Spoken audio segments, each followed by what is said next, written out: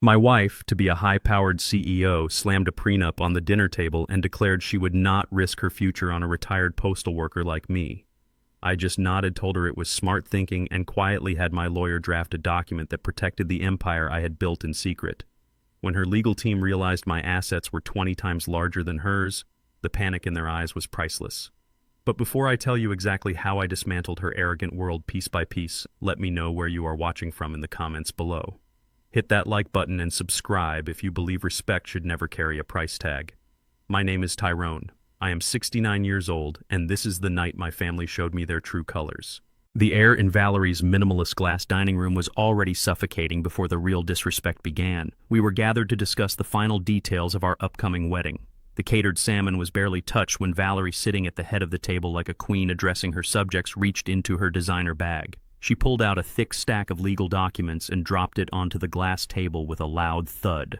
The sound echoed in the quiet room. She looked at me with a perfectly manicured smile that did not reach her eyes. "I want a prenuptial agreement, Tyrone," she declared, her voice ringing with absolute authority. "I am a CEO. I have spent decades building my marketing firm. You are a retired postal worker living on a fixed income. I love you, but I am not risking my financial future on you." The silence that followed her declaration was heavy, but it did not last long. Megan, the white woman married to Valerie's son Jameson, let out a short, mocking laugh. She adjusted her diamond necklace and looked me up and down with undisguised contempt. "Let us be honest here, Tyrone," Megan sneered, her voice dripping with privilege. "You are wearing a flannel shirt with a frayed collar to a wedding planning dinner. Valerie is just protecting her assets from becoming your retirement fund. It is just common sense." Next to her, Connor, Valerie's white son-in-law and the chief financial officer of her company, swirled his expensive red wine and joined the ambush. Connor always carried himself with an unearned arrogance. He leaned forward, resting his elbows on the table. "Megan has a point," old man Connor said, completely dropping any pretense of respect. "You bring absolutely nothing to the table financially. A federal pension might buy your groceries, but it does not maintain this lifestyle. You should be grateful Valerie is even keeping you around." The sheer audacity of these two outsiders insulting me was infuriating, but what truly cut me to the core was the reaction of my own flesh and blood. My son Deshaun sat directly across from me. I had raised Deshaun by myself after his mother passed away. I worked double shifts to put him through college. Instead of defending me, Deshaun shifted uncomfortably in his chair, eager to please the wealthy family he so desperately wanted to belong to. "Dad, just sign the papers," Deshaun demanded, his tone sharp and dismissive. "Do not make this difficult. Valerie is being more than generous by including you in her life." "Do you have any idea how embarrassing it is for me to have to explain your financial situation to my colleagues? You live in a tiny rundown house and drive a truck from the 90s. Signing this document is the least you can do to prove you are not a gold digger." Deshaun glared at me, his eyes devoid of the affection we once shared. He had traded his loyalty to me for a chance to climb Valerie's corporate ladder. The united front was clear. Valerie sat back, clearly enjoying the way her family and my own son were putting me in my place. They viewed me as a beggar, fortunate enough to be invited to the feast. I looked at the faces staring back at me. A storm of rage and sorrow raged inside my chest, but I did not let a single muscle in my face twitch. Deshaun's betrayal was a knife twisting in my gut. I had sacrificed my youth so he could have a future, and here he was auctioning off my dignity for a scrap of approval from arrogant strangers. But I am a man who learned long ago that reacting with anger only gives your enemies power. I had built a massive real estate and logistics empire entirely in secret. I lived a quiet, modest life by choice, wearing simple clothes and driving an old truck to avoid exactly this kind of superficial greed. I maintained a stoic facade, letting them believe their cruel words had hit their mark. I breathed slowly, calculating my next move. I reached out and rested my hand on the thick stack of legal papers. "Smart thinking, Valerie," I said, my voice steady and perfectly calm. "I completely understand your need to protect what belongs to you. You have worked hard. I will have my lawyer review this and I will sign it." Valerie's eyes widened slightly, clearly surprised by how easily I surrendered. Connor scoffed softly, shaking his head as if my submission was pathetic. Deshaun let out a loud sigh of relief, leaning back in his chair as if he had just successfully managed a troublesome child. But Valerie was a woman who fed on total domination. Simply getting me to agree was not enough for her ego. She needed to push me further down to ensure I knew my place. "Well, I am glad you are finally being realistic, Tyrone," Valerie said, folding her hands neatly on the glass table. "Since we are being practical about finances, there is one more condition before we finalize this wedding." I raised an eyebrow, waiting. "The venue we chose for the reception is a 5-star luxury hotel downtown." She continued, her tone brisk and transactional. "It is very expensive, and quite frankly, my company capital is currently tied up in some large investments. I expect you to contribute your fair share to this wedding. I want you to sell that small, outdated house of yours. The land alone should cover your half of the wedding expenses. You can move in here with me permanently." Megan smirked again, taking a sip of her champagne. "It is a win-win, Tyrone. You get to live in a mansion, and Valerie gets the wedding she deserves without bearing all the financial burden of your inclusion." Connor chuckled, tapping his expensive watch. "Consider it your entry fee to high society, old man. Your property is an eyesore anyway. Selling it is doing the neighborhood a massive favor. They were openly demanding I surrender my only visible asset, my home, to fund a lavish party designed solely to stroke Valerie's ego. That house was where I had lived for 30 years. It was modest, yes, but it was mine. Valerie knew exactly what she was asking. She wanted to strip away my last shred of independence, so I would be entirely reliant on her charity. If I sold the house and signed the prenup, I would essentially become her property, easily discarded, without a dime to my name, if she ever grew tired of me. She looked at me with an expectant, challenging glare, daring me to refuse and ruin the wedding plans. I looked around the table, taking in their arrogant, expectant faces. They thought they had backed a helpless old man into a corner. They thought I was a pathetic, dependent fool desperate for their validation. Instead of arguing, I let a warm, agreeable smile spread across my face. "You are absolutely right, Valerie," I said smoothly. "It is only fair that I pull my own weight for our special day. I will contact a real estate agent tomorrow and get the house appraised for a quick sale." Valerie beamed with triumph while Deshawn nodded in vigorous approval. They raised their glasses to toast their victory. They had no idea they had just handed me the shovel I would use to bury them. The silent adjustment had officially begun. 2 days later, a courier knocked on my front door and handed me a thick sealed envelope bearing the logo of Valerie's high-priced legal team. I took it to my modest kitchen table, poured myself a cup of black coffee, and opened the document. The prenuptial agreement was 50 pages of absolute financial ruthlessness. Her lawyers had drafted a contract designed not just to protect her, but to completely subjugate me. I read through the clauses with a calm, analytical eye. If our marriage ended, I would leave with exactly what I brought in, waiving any right to alimony or spousal support.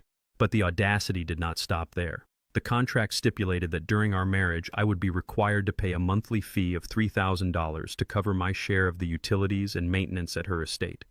In plain terms, she was going to charge me rent to be her husband. I was also responsible for my own medical insurance and vehicle expenses. It was a predatory contract meant to ensure I remained utterly dependent and financially crippled while elevating her status. My phone buzzed against the table. The screen displayed Valerie's name. I answered, keeping my voice perfectly neutral. Valerie did not bother with a greeting. She jumped straight to business, her tone brimming with smug satisfaction. "I assume you received the package, Tyrone," she said smoothly. "I did," I replied.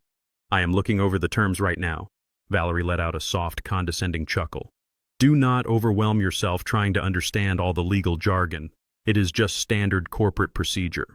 Connor and my legal team handled the heavy lifting.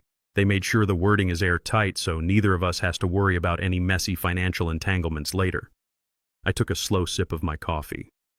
"Airtight is certainly one word for it," I noted. "You are requiring me to pay rent to live in your house." Valerie scoffed as if my observation was incredibly naive. "Well, Tyrone partnership means contributing. I cannot be expected to carry the entire financial weight of our household just because your federal pension is limited. Megan and Jameson agree with me. They think it is healthy for you to have some skin in the game. It preserves your dignity. You should be thanking me for not treating you like a complete charity case. Besides, once you sell that little shack of yours, you will have plenty of cash to cover your monthly contributions and pay for the wedding venue. Speaking of which, the wedding planner needs a $50,000 deposit by the end of the month. I expect you to list your property this week. The market is hot, and you really cannot afford to drag your feet on this. Connor even offered to recommend a discount real estate agent for you, since you probably do not know anyone in the commercial sector." I listened to her gloat, absorbing every ounce of her arrogance. She was treating my life, my home, and my dignity as mere stepping stones for her vanity. She wanted me to feel small, desperate, and grateful for the leash she was tightening around my neck. "I will get the appraisal done immediately," I assured her, my voice betraying zero emotion. "I want everything to be perfectly in order for our future." "Outstanding," she purred, practically vibrating with victory. "Have a quiet afternoon, Tyrone. I have a board meeting to run." She hung up, leaving me in the silence of my kitchen. I set the phone down and looked around the faded wallpaper of my living room. Valerie saw poverty when she looked at this house. I saw the foundation of an empire. 40 years ago, my late wife and I bought this property when we had nothing but big dreams and empty pockets. We started with a single-use delivery box truck. We worked grueling hours, reinvested every dime, and slowly built a massive logistics and commercial real estate network spanning the entire East Coast. When she passed away, I realized how quickly money attracts parasites. I chose to stay in our original home, driving my old truck, wearing simple clothes, and managing my holding companies entirely from the shadows. True power does not need to wear a designer suit or boast at dinner parties. I had wealth that could buy Valerie's entire corporate building 10 times over, but I preferred the peace of being underestimated. Valerie and her family of vultures thought they were dealing with a broke retired postal worker. They were actually trying to extort a silent billionaire. I gathered the prenuptial agreement, slid it into a plain leather briefcase, and drove downtown. I did not go to a discount legal clinic. I walked into the most exclusive law firm in the city, taking the private elevator to the top floor. Jonathan Miller, my personal attorney and wealth manager for the last 15 years, greeted me with a firm handshake. Jonathan was a sharp, meticulous man of 60 who knew exactly how much power I wielded. I sat across from his mahogany desk and handed him Valerie's contract. Jonathan put on his reading glasses and scanned the pages. Within 2 minutes, his face contorted in absolute disgust. "Tyrone, this is insulting," Jonathan stated, tossing the packet onto his desk. "This contract is highly predatory. She is completely fencing you out of any marital assets while forcing you to drain your own limited resources to subsidize her lifestyle. I can tear this apart in court, or better yet, we can counter with terms that actually protect you." I shook my head, leaning back in the plush leather chair. "I do not want you to fight a single clause, Jonathan. I want to sign it exactly as it is written." Jonathan stared at me, deeply confused. "You want to agree to this?" "Yes," I replied smoothly. "The contract clearly states that what is hers remains hers and what is mine remains mine. It protects our independent assets from each other completely. It is a brilliant strategy on her part." Jonathan narrowed his eyes, catching on to my tone. "But legally, if you sign this, we are required to attach a Schedule A document, a full and completely transparent declaration of your true net worth. You cannot hide your assets on a legal prenup." I smiled, feeling a deep sense of satisfaction. "I know. I want you to draft the Schedule A, list every holding company, every commercial property, the logistics fleet, and all my investment portfolios. Attach it to the back of her precious contract and send it directly to her lawyers." A slow, predatory grin spread across Jonathan's face as he realized the magnitude of my trap. "While I will gladly prepare the asset declaration, there is something else you need to see," Jonathan said, turning his computer monitor toward me.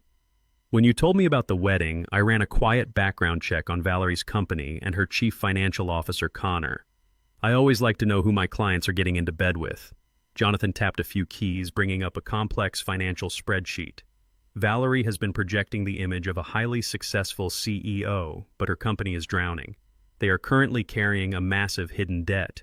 Connor has been cooking the books to hide the deficit from their investors. Valerie is not just arrogant, Tyrone. She is desperate, and her entire empire is standing on the edge of a massive cliff." I leaned closer to the monitor as Jonathan pointed to the red lines bleeding across the financial statements. $5 million. "Tyrone," Jonathan said, his tone dead serious, leaving no room for doubt. "That is the exact amount Valerie's marketing firm is currently bleeding. They are over-leveraged on 3 major commercial leases and have defaulted on 2 vital vendor contracts." I studied the numbers, tracing the origin of the collapse. "And Connor?" I asked.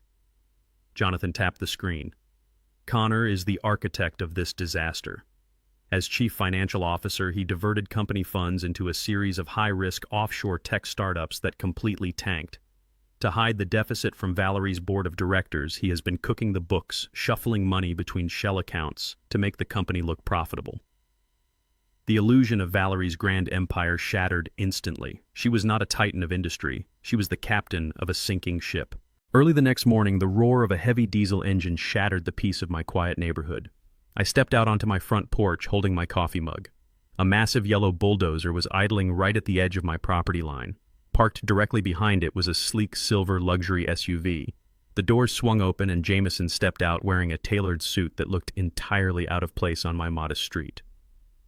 Megan climbed out of the passenger side holding an iced coffee and looking at my home with absolute disgust. She pinched her nose as if the very air around my property was contaminated.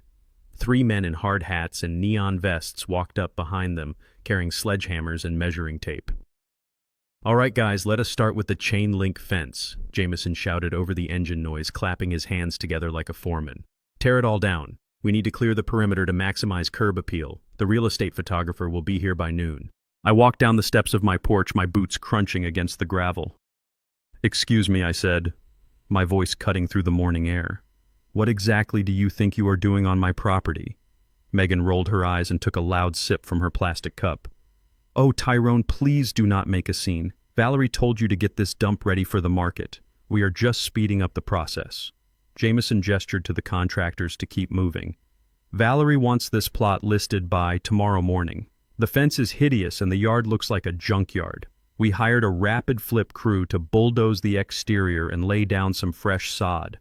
Do not worry, we will just bill the construction costs to your share of the wedding venue." One of the contractors raised a sledgehammer and approached my front gate.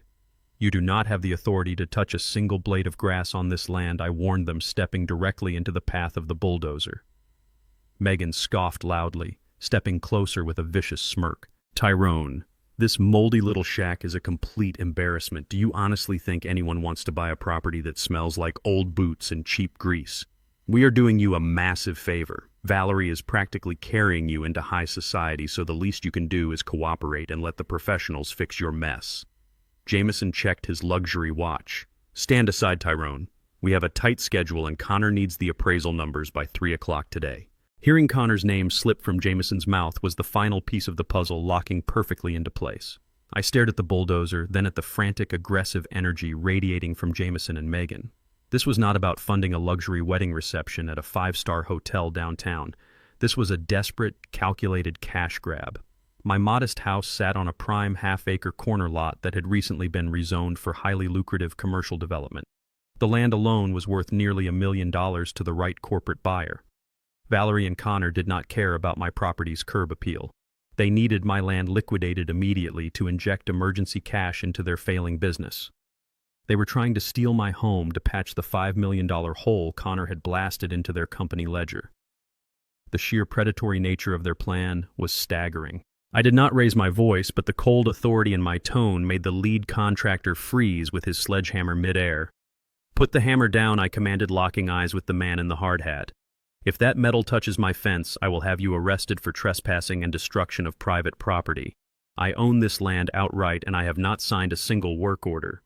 The contractor lowered his tool, looking uncertainly between me and Jameson. Jameson's face flushed with intense anger.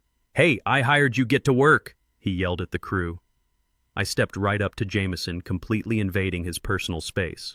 I am 6 feet 2 inches tall, and decades of hard manual labor had built a physical presence that no tailored suit could intimidate. "You hired them to vandalize property you do not own," I stated, my voice a low, dangerous rumble. "This is my house. You are trespassing." I turned to the crew. "You have exactly 10 seconds to back that bulldozer off my curb before I call the police and press charges against your company." The lead contractor did not hesitate.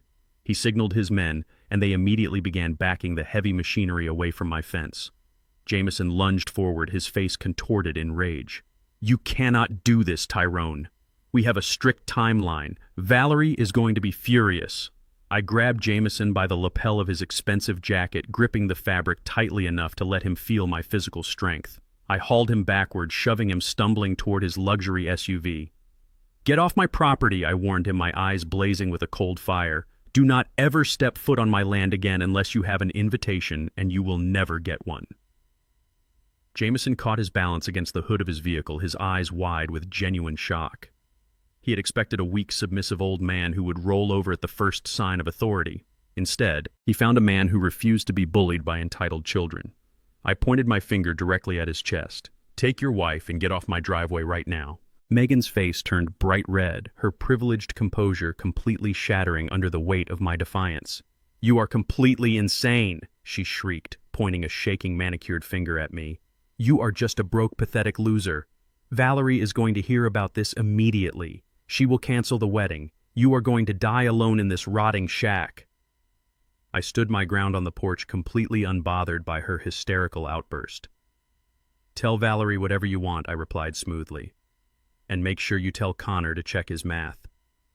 I turned my back on them, walked up my front steps and went inside. I shut the heavy wooden door behind me and locked the deadbolt with a loud, satisfying click, leaving them screaming on the sidewalk as their entire financial lifeline vanished. The sound of my front door splintering inward shattered the quiet of my living room. I turned just in time to see the heavy oak frame crack as Deshaun forcefully kicked it open. He stormed inside, his face twisted in a mask of pure, unadulterated rage. Deshaun was dressed in a sharp designer suit, looking every bit the corporate climber he desperately wanted to be, but his behavior was nothing short of thuggish. He slammed the broken door shut behind him, the impact rattling the picture frames on the walls. "You old fool!" Deshaun bellowed, his voice echoing in the small space. I stood completely still, watching my own son bring the chaotic energy of Valerie's family into the sanctuary I had built for us. He marched right up to me, invading my personal space, his eyes wide and wild. "Megan just called me screaming her head off. She said you physically assaulted Jameson and threatened her." Deshaun pointed a trembling finger at my chest. "Are you actively trying to destroy my life? Because you are doing a fantastic job of it." I did not flinch. I kept my hands relaxed by my sides, a stark contrast to his aggressive posture. "I did not lay a hand on anyone," I replied evenly. "They brought a bulldozer to tear down my fence without my permission. I simply told them to leave." Deshaun threw his hands up in exasperation, pacing the floor like a caged animal. "Who cares about your stupid fence?" he yelled, spittle flying from his lips. "You live in a worthless dump. Valerie is offering you a way out, a chance to actually be somebody, and you are acting like a stubborn, ungrateful beggar. You have embarrassed me in front of Connor and the entire executive board. Do you have any idea how much damage control I have to do now?" Deshaun stopped pacing and glared at me, his expression hardening into something cold and calculated. "You need to fix this right now," he demanded, his tone dropping to a sharp, authoritative order. "You are going to sign the property over to Valerie's LLC today. And then, you are going to cash out your entire federal retirement pension." I stared at him, genuinely stunned by the sheer audacity of his demand. "My retirement?" I asked, my voice dangerously quiet. "Yes, your retirement."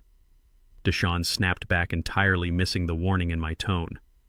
"Connor's new tech initiative is facing a minor cash flow hiccup. He needs an immediate capital injection to secure the next round of investor funding. If you liquidate your pension, we can bridge the gap.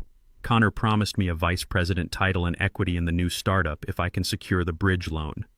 This is my chance to be a real player, not just a junior executive. You have done nothing with your life. You delivered mail for 40 years and ended up with nothing but a crumbling house. You owe me this. Liquidate the pension sign over the house and let me actually build a legacy." The heartbreak I felt in that moment was profound, a deep, hollow ache in the center of my chest.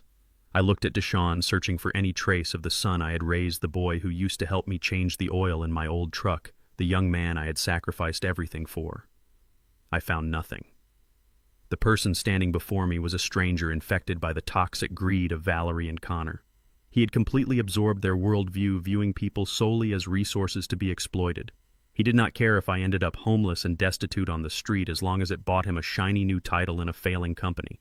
He had chosen the hollow promise of wealth and status over his own father. The betrayal was absolute. I took a slow, deliberate breath, letting the sorrow wash over me and harden into resolve. "No," I said, my voice resolute, lacking any trace of hesitation. Deshaun blinked clearly, not expecting a direct refusal. "What do you mean, no?" he stammered, his anger flaring up again. "I mean exactly what I said," I replied, my gaze locked onto his. "I am not selling my house, and I am absolutely not handing over my pension to fund Connor's fraudulent schemes." Deshawn's face contorted in fury. "You are pathetic," he spat, stepping back toward the broken door. "You have always been a loser, content to be nobody. I am done with you. If you will not help me, then you are not my father anymore. Consider this my resignation from whatever family we had. Valerie is my family now. Connor is my family now. They actually understand ambition. Do not ever contact me again."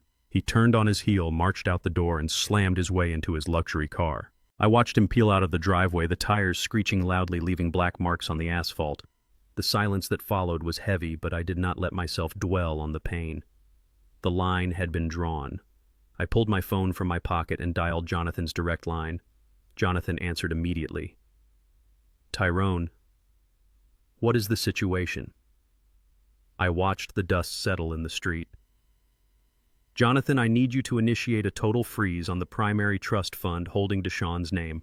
Cut off his access to the backup credit lines and remove him as a secondary signatory on the real estate LLCs. He is officially cut off." "Understood, Tyrone," Jonathan replied smoothly. "The freeze will be active within the hour." I hung up, staring at the empty street. The silent adjustment was accelerating. The invitation to Valerie's annual corporate gala arrived with a strict dress code, but I ignored it completely. I walked into the grand ballroom of the Sapphire Hotel wearing a clean-pressed but noticeably off-the-rack charcoal suit I had owned for a decade.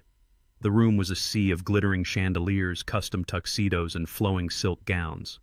Waiters glided silently across the polished marble floors carrying trays of expensive champagne.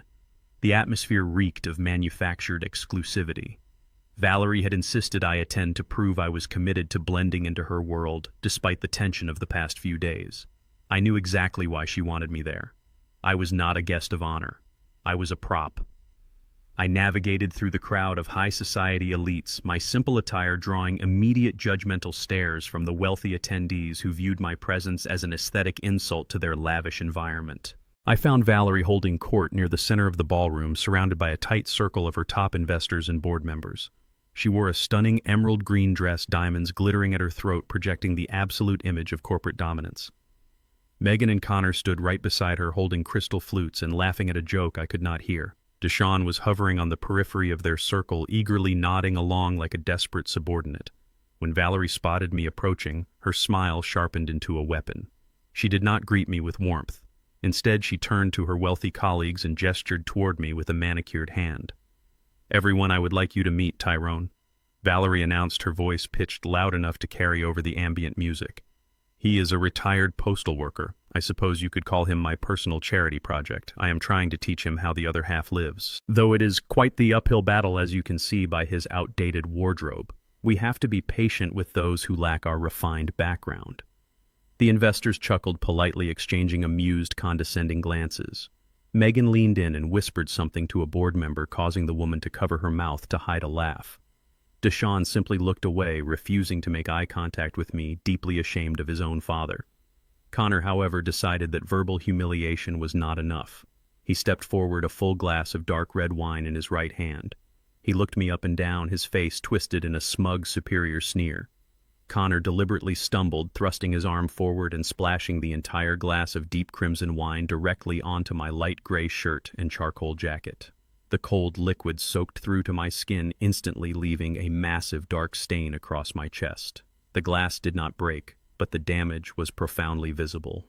"Oh, my deepest apologies, Tyrone," Connor said loudly, his tone dripping with thick theatrical sarcasm. "I did not see you standing there. You blend right in with the catering staff.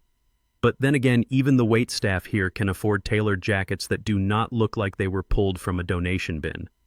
You really should not have come here dressed like a vagrant. It reflects poorly on Valerie's brand." Connor reached into the pocket of his custom tuxedo, pulled out a crisp $20 bill, and flicked it dismissively at my chest. The bill fluttered down, landing on my wine-soaked shoe. "Go buy yourself a clean shirt from a discount rack, old man," Connor sneered. "You are ruining the aesthetic of our corporate milestone." Valerie did not reprimand him. She simply sighed dramatically, playing the role of the embarrassed benefactor. "Really, Tyrone," she scolded. "You are making a complete mess." A ripple of cruel laughter echoed through the circle of executives. The board members Megan and even my own son stood by and watched a man be humiliated for their entertainment. Deshaun actually smiled, desperate to align himself with the bullies rather than defend his father. I looked around the glittering ballroom, taking in the absolute absurdity of the situation. Every single person laughing at me was tied to a company that was currently drowning in $5 million of hidden debt. They wore luxury watches, drove imported sports cars, and wore diamond necklaces bought on exorbitant credit, celebrating a corporate empire that was essentially a hollow, rotting shell. I had spent 40 years building real, tangible wealth. I owned commercial shipping fleets that moved goods across the country and real estate that generated massive, sustainable income. My wealth was built on concrete and steel, not on fragile egos and falsified financial ledgers. They thought my silence was the mark of a defeated, powerless old man. They did not understand that I was simply calculating the exact trajectory of their imminent destruction. A lion does not roar when it is preparing to strike. The laughter slowly died down as the group waited for my reaction. They expected me to shrink away in shame, to apologize for my clumsiness, or perhaps to lose my temper and validate their belief that I was an uncultured brute. I did none of those things. I stood perfectly straight, completely ignoring the wine dripping from my ruined jacket and soaking into my shirt. I did not break eye contact with Connor. I slowly bent down and picked up the $20 bill Connor had thrown at my feet. I brushed a speck of dust off the paper, folded it neatly with deliberate precision, and slipped it into my trousers pocket. "Thank you for the generous contribution, Connor," I said, my voice incredibly calm, resonant, and devoid of any anger or embarrassment. "Every single dollar counts when you are desperately trying to balance a failing ledger." Connor frowned, his smug expression faltering for a fraction of a second, unable to comprehend why I was not breaking down or storming off in tears. His brow furrowed as my words registered, though he did not fully understand the threat behind them yet. I shifted my gaze to Valerie. She looked unnerved by my absolute stillness. The triumphant glow in her eyes began to dim, replaced by a flicker of cold uncertainty. "I hope you all enjoy the rest of your evening," I stated smoothly, addressing the entire circle of executives. It is always fascinating to see how the other half lives, especially right before the bill comes due. I did not wait for a response. I turned my back on Valerie, Connor, Megan, and my betrayer of a son. I walked toward the grand exit of the ballroom with slow, measured steps. My head was held high. I did not rush. I walked with the unshakable dignity of a man who owned the very ground they thought they ruled. The crowd parted for me instinctively, the sheer force of my composure demanding the respect they had just tried to strip away. I stepped out into the cool, crisp night air, leaving the noise and the blinding lights of the gala behind me. The valet brought my beat-up truck to the front curb, looking slightly confused by my wine-stained clothes. I handed him a generous tip, climbed into the driver's seat, and shut the heavy metal door. The silence inside the cabin was perfect. I pulled my phone from my pocket and opened a secure messaging channel directly to Jonathan Miller. My fingers moved swiftly across the screen. I typed a single definitive command: "Buy Valerie's $5 million corporate debt tonight." I hit send, tossed the phone onto the passenger seat, and started the engine. The execution of their empire had just been authorized. The chrome and glass conference room at Sterling and Vanguard, Valerie's elite legal representation, overlooked the entire city skyline. I sat at the far end of the massive mahogany table, dressed in my usual unassuming attire. Across from me sat Valerie, flanked by Connor and two corporate attorneys who looked like they had just stepped out of a high-fashion magazine. The lead attorney, a slick man with a sharp jawline and an even sharper suit, smiled condescendingly. He slid the thick prenuptial agreement across the polished wood toward me. The document landed with a heavy thud. "We have finalized the terms exactly as outlined," the attorney stated smoothly, steepling his fingers. "As Valerie requested, this contract ensures a total separation of assets. What she brings to the marriage remains hers, and your modest contributions will remain yours."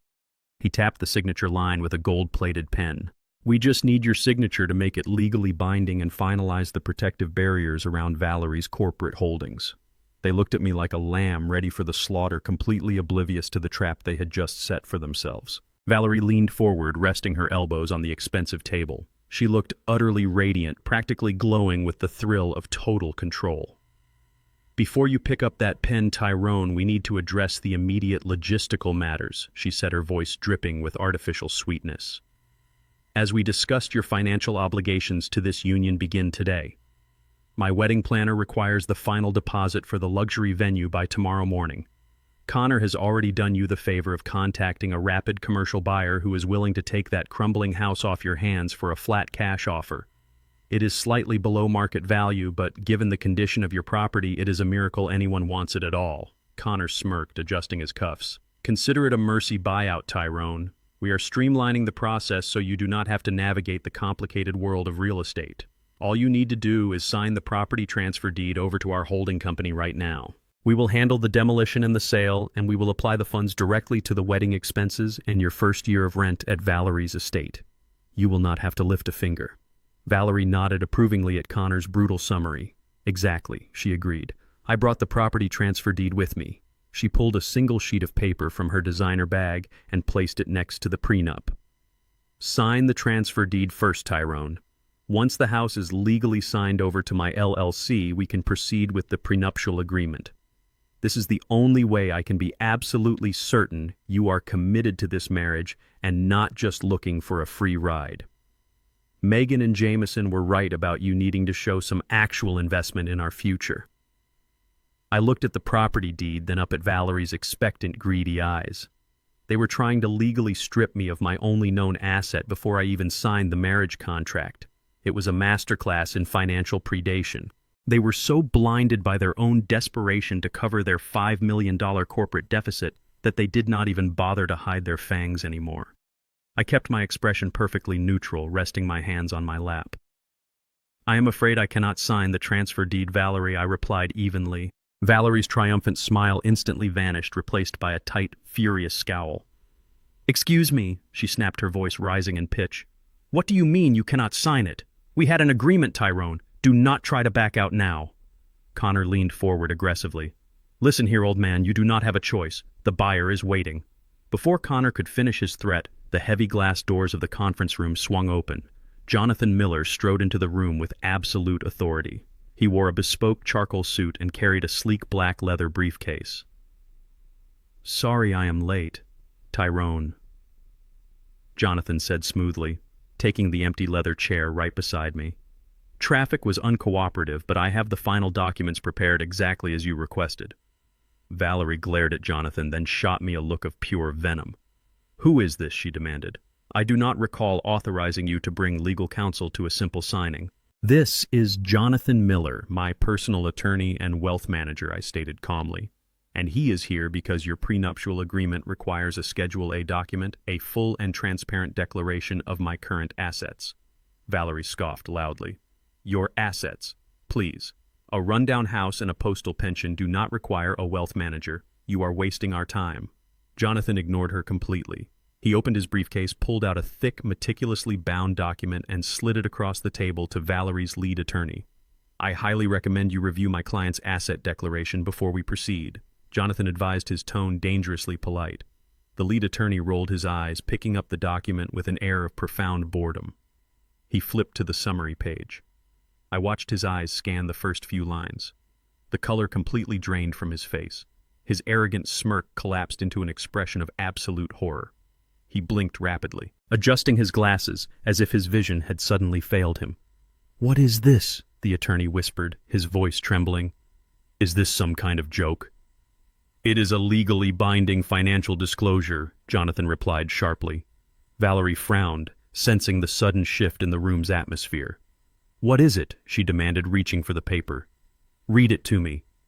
The attorney swallowed hard, looking at me with newfound, terrified respect. According to this certified declaration, Mr. Tyrone's net worth includes full ownership of a massive East Coast logistics fleet, 26 commercial real estate properties, and a diversified investment portfolio. His total liquid and non-liquid assets exceed $120 million. The room plunged into a suffocating dead silence. Connor's jaw practically unhinged. Valerie froze her eyes, darting between me and her lawyer, unable to process the numbers. He is worth over 20 times more than your entire company's projected valuation. The attorney choked out the reality of the situation, crushing him. I did not say a word. I simply picked up the gold-plated pen Valerie had provided. I pulled the prenuptial agreement toward me. As you requested, Valerie, I said, my voice echoing in the dead quiet room. What is yours remains yours. and what is mine remains mine. I signed my name with a flourish, legally locking her out of my $120 million empire forever. I slid the signed contract back across the table.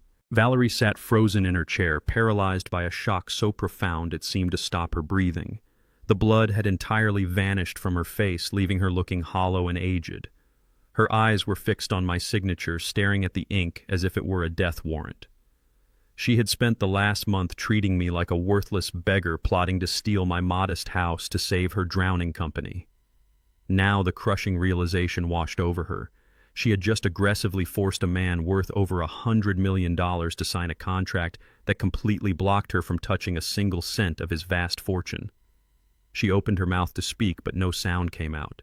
The silent adjustment had struck its most devastating blow. The silence in the conference room broke with a sound that was half gasp, half scream. Valerie shot up from her chair, the legs scraping violently against the hardwood floor. "Tear it up!" she shrieked, pointing a trembling finger at the prenuptial agreement I had just signed. "Tear that document up right now. It is invalid. This is fraud." Her lead attorney, still pale and sweating, did not move to grab the paper. He knew the law. He knew that the moment my pen left the page, the contract Valerie had painstakingly designed to protect her assets had instantly become an impenetrable fortress protecting mine. "You cannot do this!" Valerie yelled at me, her voice losing all its polished corporate sheen and dropping into raw, unfiltered panic. "You lied to me. You portrayed yourself as a retired postal worker." "I did not lie, Valerie," I replied smoothly, not moving from my chair. "I am retired from the Postal Service. I simply never mentioned what I did with my free time after my shifts ended." "You never asked. You just assumed. You looked at my clothes and my truck and decided you knew exactly who I was and exactly how much I was worth." Connor, who had been sitting in stunned silence, finally found his voice. "This is a setup," he snarled, slamming his fist on the table. "You orchestrated this to humiliate her. You probably do not even have that money. Those documents are probably forged." Jonathan Miller let out a short, dry laugh. He reached into his sleek leather briefcase and pulled out a second, thinner folder. He tossed it onto the center of the table. It slid to a stop right in front of Valerie. "The asset declaration is fully certified, Connor," Jonathan said, his tone dripping with professional disdain. "But since you are so concerned with financial authenticity, perhaps you would like to authenticate the documents in that folder." Valerie stared at the new folder as if it were a bomb. "What is this?" she asked, her voice tight with suspicion. Jonathan leaned back in his chair, folding his hands. "That, Valerie, is the formal notification that as of 9 o'clock this morning, Vanguard Holdings, LLC officially acquired the entirety of your company's outstanding commercial debt." I watched the blood drain from Connor's face. The cocky, arrogant chief financial officer who had just thrown a $20 bill at me the night before looked like he was about to vomit. Valerie frowned, confusion warring with her mounting terror. "What debt? We do not have any outstanding debt. We are highly leveraged on a few marketing expansions, but our cash flow is solid. Connor, tell them they are lying." Connor did not speak. He stared fixedly at the mahogany table, a bead of sweat tracing its way down his temple. Jonathan did not wait for Connor to find his courage. He delivered the fatal blow with surgical precision. "Your company is currently carrying $5 million in toxic debt, Valerie. The marketing expansions you just mentioned were never funded. Your chief financial officer diverted that capital into a series of high-risk offshore tech startups that have completely collapsed. He has been falsifying your quarterly ledgers for the past 8 months to hide the deficit from your board of directors. You are not just broke, Valerie. Your company is technically insolvent." Valerie's eyes widened to an unnatural degree. She slowly turned her head to look at her son-in-law. "Connor," she whispered, her voice cracking. "Is it true?" Connor swallowed hard, finally looking up. "Valerie, I can't explain," he stammered, raising his hands in a placating gesture. "It was a bridge loan. The tech sector was booming. I was trying to double our working capital before the third quarter audit. The market just turned faster than I anticipated. I just needed a little more time to cover the margins. That is why we needed the cash from Tyrone's property sale. It was just a temporary patch." Valerie's face contorted into a mask of pure, unadulterated fury. She lunged across the table, grabbing Connor by the lapels of his expensive suit. "You stole from me," she screamed, her voice echoing off the glass walls. You jeopardized my entire company for some reckless gamble. I trusted you. You are supposed to be managing my money. You are supposed to be family. I watched the chaos unfold with a detached, cold satisfaction. The empire of arrogance they had built was collapsing under the weight of their own greed. They had spent the last month trying to strip me of my dignity, my home, and my future, all to cover up a massive financial fraud committed by their own flesh and blood. I stood up slowly, adjusting the cuffs of my simple shirt. The movement drew their attention, stopping Valerie's tirade mid-sentence. She looked at me, her eyes filled with a desperate, frantic realization. She suddenly understood the true gravity of Jonathan's announcement. "You bought the debt," Valerie whispered, her voice barely audible. "You are my sole creditor." "That is correct, Valerie," I replied, my voice echoing with absolute authority in the quiet room. "I own every cent of your $5 million deficit. And unlike the banks you were hiding this from, I do not offer extensions, and I do not tolerate fraudulent ledgers." I leaned forward, placing both hands on the polished wood of the table, commanding the space completely. "You have exactly 7 days to make the first structured payment of $1 million. If the funds are not cleared into my holding account by the close of business next Friday, I will immediately initiate hostile liquidation proceedings. I will seize your commercial leases, auction your company assets, and file formal fraud charges against your chief financial officer with the federal authorities." Valerie stumbled backward, collapsing into her chair as if her legs could no longer support her. 7 days, she gasped. "Tyrone, that is impossible. You know we do not have that kind of liquid capital. Please, you cannot do this. We were supposed to be married. You said you loved me." I looked down at her, feeling absolutely nothing. "I loved the woman I thought you were, Valerie," I said coldly. "But the woman sitting across from me is a predator who tried to exploit an old man she thought was weak. You demanded I pay you rent to be your husband. You demanded I sell my home to fund your vanity. You told me you would not risk your future on me. I am simply returning the favor." I turned away from the table, not waiting for a response. Jonathan packed his briefcase, giving the stunned corporate lawyers one final dismissive glance before following me toward the heavy glass doors. Behind me, the conference room erupted into chaos. Valerie began screaming at Connor again, her voice shrill and hysterical, demanding to know exactly where every cent of her money had gone. Connor was shouting back, blaming the market, blaming the board, blaming everyone but himself. I pushed the glass doors open and stepped out into the quiet, carpeted hallway of the law firm. The sound of their vicious infighting faded as the heavy doors swung shut behind me. The trap had been sprung, and the predators were now locked in a cage of their own making, tearing each other apart to survive. The fallout from the conference room did not take long to reach the rest of Valerie's parasitic family. I was sitting in my home office the next morning reviewing the legal transfer of the debt with Jonathan over a secure connection when my personal cell phone buzzed. The caller ID displayed Megan's name. I let it ring 3 times, enjoying the rhythmic vibration against my desk before I finally swiped to answer. I did not even get a chance to say hello. The moment the line connected, a loud, hysterical sob blasted through the speaker. Megan was crying so hard she could barely form coherent sentences. The arrogant, privileged woman who had sneered at my clothes and demanded I sell my house was completely gone. In her place was a frantic, hyperventilating mess. "Tyrone, please do not hang up on me," Megan wailed, her voice cracking under the weight of sheer panic. "Please, you have to listen to me. You have to stop this. Valerie just called us from the office." She was screaming. "She said you bought the debt and you are going to liquidate the company. Tell me it is a mistake, Tyrone. Tell me you are not going to destroy us." I leaned back in my leather chair, staring out the window at the quiet street. "It is not a mistake, Megan," I replied, my voice steady and devoid of any warmth.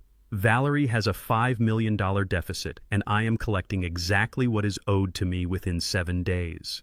The sound of Megan gasping for air filled the line, followed by a fresh wave of uncontrollable weeping. "You cannot do this to us," she shrieked, the panic escalating into absolute terror. "Tyrone, you do not understand what Connor did. He told Jameson the offshore tech investments were a guaranteed win. He showed us the projections and swore we would triple our money in 6 months. Jameson believed him. We all believed him." Megan's voice broke into a high-pitched whine as the reality of their financial ruin spilled out of her. "Jameson took out a second mortgage on our house to fund Connor's fake startups," she confessed, the words tumbling out in a rushed, desperate stream. "He maxed out every single one of our premium credit cards.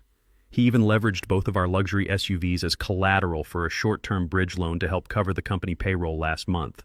We poured every cent we had into Valerie's business because Connor promised the payout would secure our early retirement.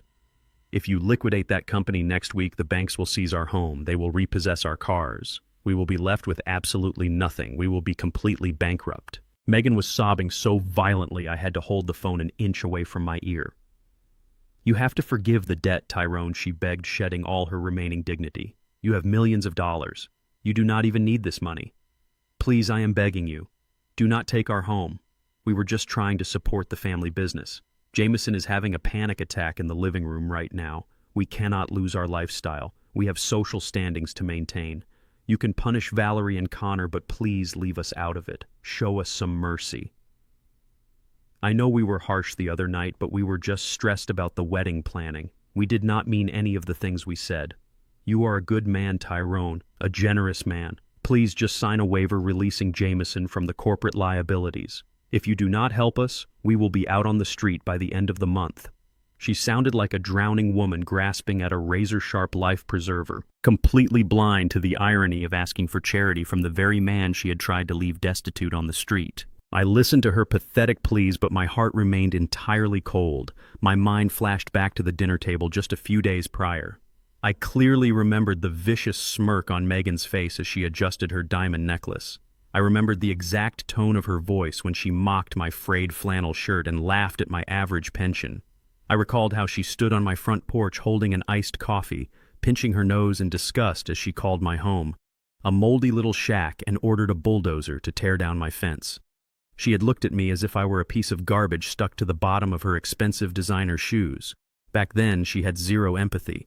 She felt no mercy when she thought she was stripping an old man of his only asset to fund her extravagant lifestyle. I did not interrupt her crying. I waited until she ran out of breath and the line fell into a tense, sniffling silence. Megan? I began, my voice slicing through the phone line with surgical precision. Do you remember what you told me at the dinner table when Valerie dropped her prenuptial agreement in front of me? Megan whimpered clearly, unable to formulate a response. You told me it was just common sense. I continued speaking slowly so every word would land with maximum impact. You agreed with Valerie that she should not risk her financial future on a retired postal worker. You mocked my clothes. You mocked my home. You stood on my property and tried to forcefully bulldoze my land because you viewed my life as a stepping stone for your own greed. Megan let out a choked cry, realizing that her past cruelty had sealed her current fate. Tyrone, please, that was different, she pleaded weakly. No, Megan. It was not different at all, I stated with absolute finality. You wanted to play in the high-stakes corporate world. You wanted to leverage your home and your cars to fund fraudulent tech startups so you could maintain a fake image of wealth. You chose to trust a thief like Connor. You made a bad investment and now the market is correcting itself. I will not be waiving a single cent of the debt owed to my firm. My lawyers will initiate the liquidation proceedings on Friday at exactly 5 o'clock in the evening. I suggest you spend your remaining time packing your belongings instead of calling me. Tyrone, no, please, Megan shrieked, her voice reaching a fever pitch of despair. But I was already done listening. Smart people do not risk their future on failures, Megan, I said, throwing her own arrogant logic right back in her face. I pulled the phone away from my ear and pressed the red button, cutting off her hysterical screaming instantly. The silence in my office returned peaceful and deeply satisfying. I set the phone face down on the desk and took a slow sip of my coffee, savoring the bitter taste. The first dominoes were falling, and they were taking the entire corrupt family down with them. But my moment of quiet reflection was interrupted by a loud, frantic pounding at my front door. It was not the authoritative knock of a delivery driver. It was the desperate, rapid banging of someone in serious trouble. I walked out of my office and moved down the hallway, glancing through the front window before turning the deadbolt.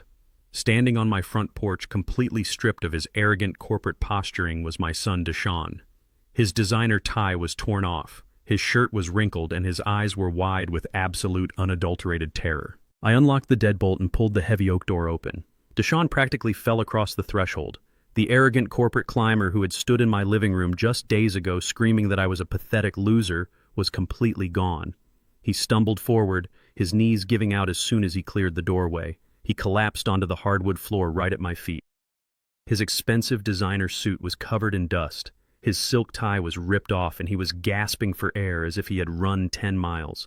He looked up at me, his eyes red and wide with a level of primal fear I had never seen in him before. "Dad," he choked out his voice, a pathetic trembling rasp. "Dad, please, you have to help me. They are going to kill me." He grabbed the fabric of my pant legs, sobbing openly like a frightened child. I did not reach down to help him up. I stood perfectly still, looking down at the man who had traded his own flesh and blood for the illusion of wealth and status. I waited for him to catch his breath and speak. I stared at his trembling hands clutching my pants. "Get up, Deshaun," I commanded, my voice firm and lacking any coddling warmth. "Be a man and tell me exactly what you did." He scrambled backward, pulling himself up using the edge of the hallway console table, but he could not stop shaking. It was Connor. Deshaun stammered, wiping his nose with the back of his sleeve.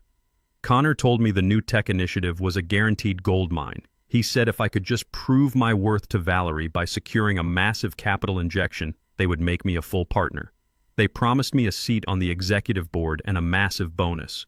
But the traditional banks turned me down because my credit was already stretched thin from buying the luxury car to keep up appearances.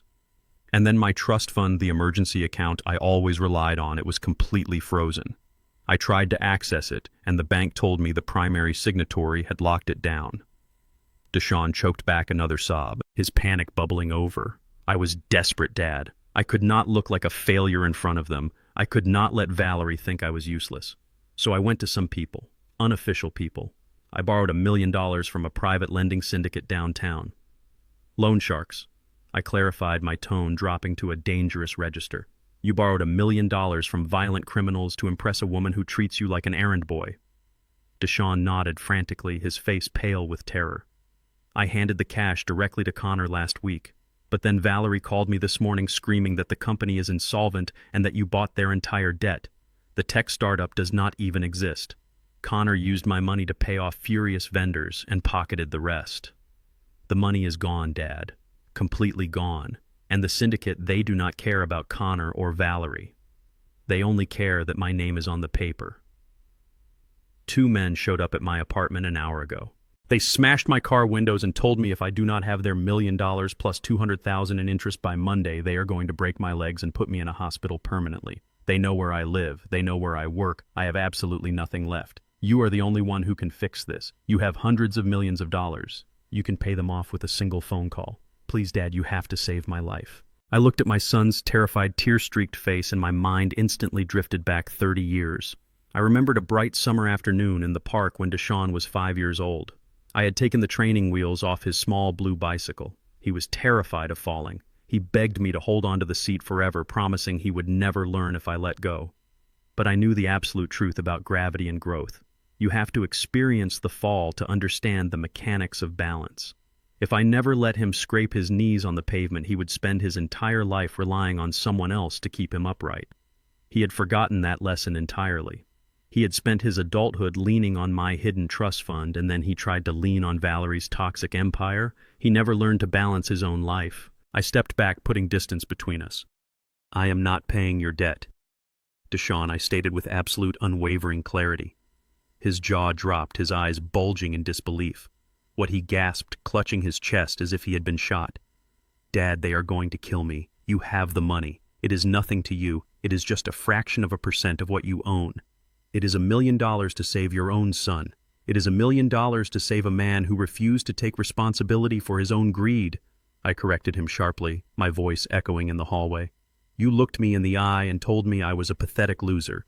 You disowned me in this very room because I would not drain my pension to fund your arrogant lifestyle. Now you want me to write a blank check to erase the consequences of your monumental stupidity. I will not do it."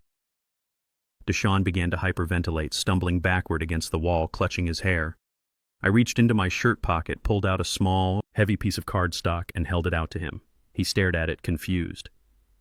"I am not giving you a handout," I continued, my voice steady and commanding. "But I am giving you a lifeline. That is the address to one of my commercial construction sites on the south side.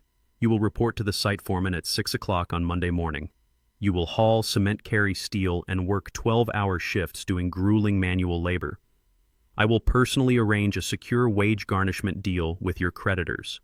My private security detail will ensure the syndicate does not lay a single finger on you while you are actively paying them back.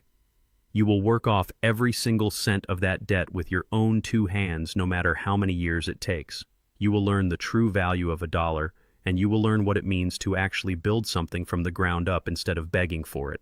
Deshaun stared at this card in my hand as if it were coated in poison. He looked from the address back to my face, his terror suddenly shifting back into that familiar entitled rage.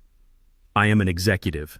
He spat, his voice dripping with disgust and wounded pride. I have a master's degree in business. I am not going to break my back carrying cement like some uneducated day laborer. You are just trying to humiliate me exactly like you humiliated Valerie. He slapped the business card out of my hand. It fluttered to the hardwood floor between us. I would rather take my chances on the street than work as your glorified slave, he snarled. He turned around, threw open the broken front door and marched back to his damaged car, slamming the door shut and speeding away. I watched the dust settle in the street long after Deshaun's taillights disappeared. Before I could even turn away from the broken doorframe, a sleek black town car glided up to my curb. The rear passenger door swung open and out stepped Valerie. She wore a simple, uncharacteristically modest black trench coat, a stark contrast to the glittering emerald gown she had worn to the gala. Her perfectly styled hair hung loose around her shoulders, slightly disheveled to complete the tragic picture. She walked up my driveway with slow, hesitant steps, clutching a small designer handbag to her chest. As she reached the porch, she looked up at me with large, tear-filled eyes. Her mascara was subtly smudged, just enough to look devastated but still photogenic. Tyrone, she whispered, her voice trembling with a practiced, breathy vulnerability. Tyrone, please let me in. I am so entirely lost without you. Valerie did not wait for an invitation. She slipped past me into the hallway, wrapping her arms around my torso and burying her face against my chest. Her perfume, normally sharp and overpowering, was replaced by something softer, something designed to smell familiar and comforting. She looked up at me, letting a single flawless tear roll down her cheek.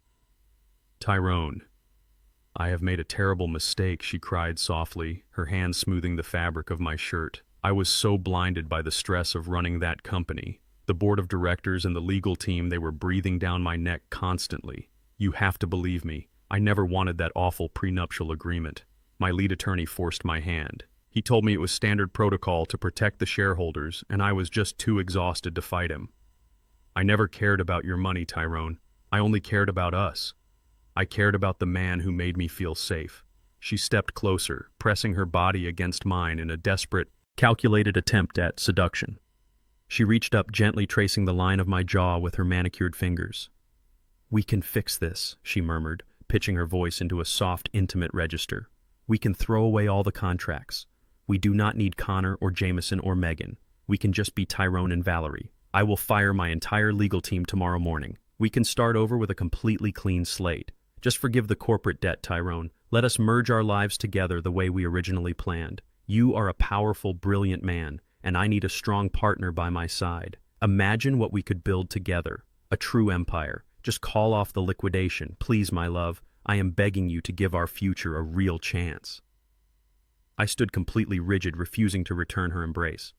I let her play her part, watching the sheer desperation masking itself as affection. She was a master manipulator, twisting her body and her words to find a crack in my armor. She honestly believed that a few fake tears and a soft touch could erase weeks of blatant, vicious disrespect. She thought my heart was a vulnerability she could exploit to save her sinking ship. I gently but firmly grabbed Valerie by the wrists and stepped backward, physically detaching myself from her grasp. I walked over to the hallway console table, picking up a thick manila folder Jonathan had couriered to me earlier that morning. I did not say a word as I opened it and pulled out a stack of brightly printed emails.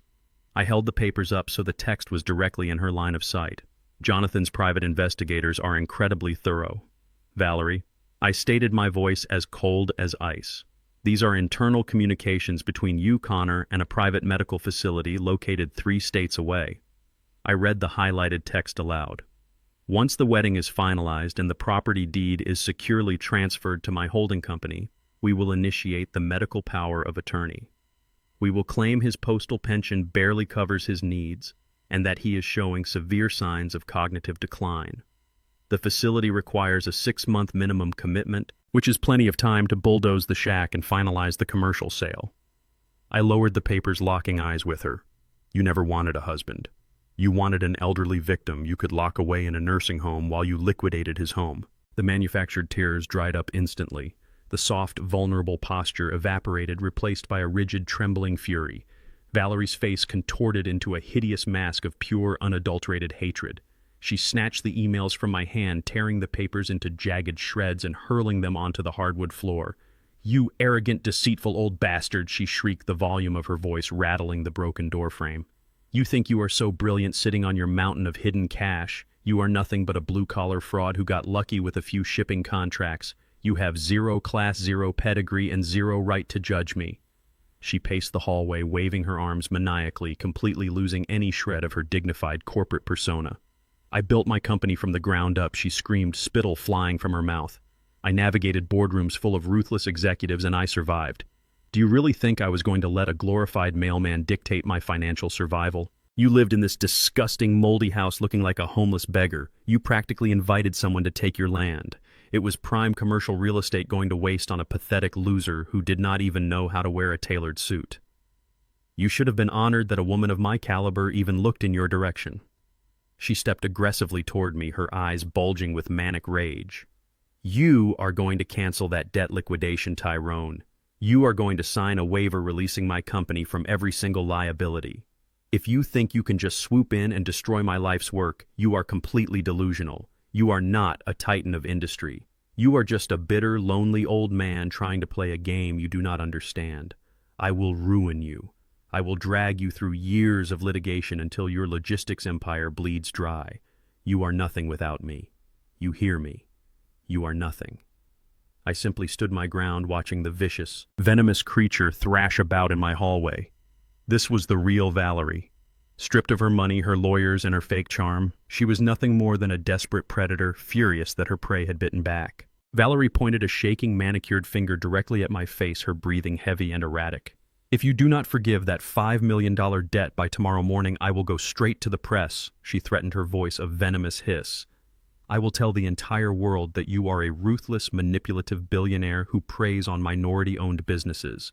I will destroy your reputation on every major news network. Your companies will face massive boycotts. You will be universally despised." I looked at the shredded paper on the floor, then back at her frantic, flushed face. "The media cannot save a bankrupt company, Valerie," I replied with absolute calm. "Your eviction notice arrives on Monday." I stepped forward, forcing her backward out of my house and onto the porch. Then I shut the heavy oak door in her face and engaged the deadbolt. By Tuesday morning, Valerie executed the exact threat she had screamed from my front porch. She did not go to a traditional news network. She went straight to social media, uploading a highly produced, meticulously edited video that went viral within hours. Sitting in a dimly lit room wearing a simple white blouse and minimal makeup, she looked like a woman pushed to the absolute brink. She stared directly into the camera, letting a single, perfectly timed tear roll down her cheek. She spun a masterclass in manipulation. She claimed that her minority-owned marketing firm, a company she built from nothing to empower voices of color, was the victim of a hostile, predatory takeover. She painted a picture of a shadowy, ruthless billionaire who had disguised himself as a humble, working-class man just to infiltrate her life, gain her trust, and systematically dismantle her life's work. She begged the public for support, claiming this malicious titan of industry was using aggressive legal loopholes to crush a self-made woman out of pure vindictive spite. The video ended with a plea to boycott my logistics companies, framing her financial ruin as an injustice against all small business owners. The digital reaction was instantaneous and fiercely aggressive. Valerie's video struck a chord with an online audience eager for a corporate villain to tear apart. Within 24 hours, the hashtag demanding justice for her company was trending globally. Meghan and Jameson amplified the campaign, sharing the video across all their networks, portraying themselves as collateral damage in a billionaire's cruel game. Financial news blogs picked up the story, running sensationalized headlines about the secretive logistics mogul who was bankrupting a female CEO just days before their planned wedding. My corporate offices received hundreds of angry phone calls, and a small group of protesters gathered outside one of my regional shipping hubs, holding cardboard signs demanding corporate accountability. A few of my minor short-term vendor contracts paused their negotiations, citing the sudden negative optics. The stock value of two of my publicly traded subsidiaries experienced a slight temporary dip. It was a localized storm, but the noise was deafening. Jonathan Miller arrived at my house late Wednesday afternoon looking unusually tense. He dropped his leather briefcase on my kitchen table and pulled out a stack of printed social media metrics and financial impact reports. "Tyrone, this is rapidly escalating from a minor nuisance into a legitimate public relations crisis," Jonathan warned, pacing across the hardwood floor. "Valerie is controlling the entire narrative. She has effectively weaponized her identity and her gender to shield herself from her own catastrophic financial failures. The public does not care about the $5 million debt she owes you. They only see a powerful man crushing a vulnerable woman. We cannot afford to let this fester." Jonathan stopped pacing and leaned over the table, his eyes locked onto mine. "We need to strike back, and we need to hit her incredibly hard. I have an aggressive crisis management firm on standby. We can release a counter-narrative within the hour. We can leak the details of her extravagant spending, her luxury vacations, and the predatory prenuptial agreement she tried to force you to sign. We can paint her as a gold digger who got caught in her own trap. We have to destroy her credibility in the court of public opinion before this localized boycott affects our long-term quarterly projections." Jonathan crossed his arms, waiting for my authorization to launch the character assassination campaign. I looked at the colorful charts and angry printed tweets spread across my kitchen table. I did not feel the slightest urge to defend myself against the opinions of strangers who knew absolutely nothing about my life. I picked up the papers, stacked them neatly, and handed them back to Jonathan. "We are not doing any of that, Jonathan," I stated with absolute unshakable calm.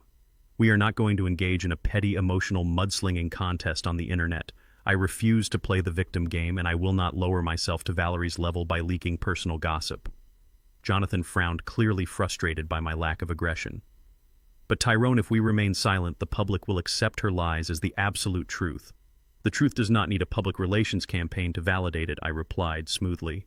"Valerie is using emotion to distract from the facts. We will use the facts to dismantle the emotion. I do not care what social media thinks of my character. I only care about the law. I want you to organize a press conference for tomorrow morning, but you will not mention our relationship, the wedding, or the prenuptial agreement." Thursday morning, the atmosphere in the downtown press club was electric. Dozens of reporters eager to cover the scandal of the ruthless billionaire packed into the brightly lit room, cameras flashing and microphones raised. I did not attend. I watched the live broadcast from the quiet comfort of my home office.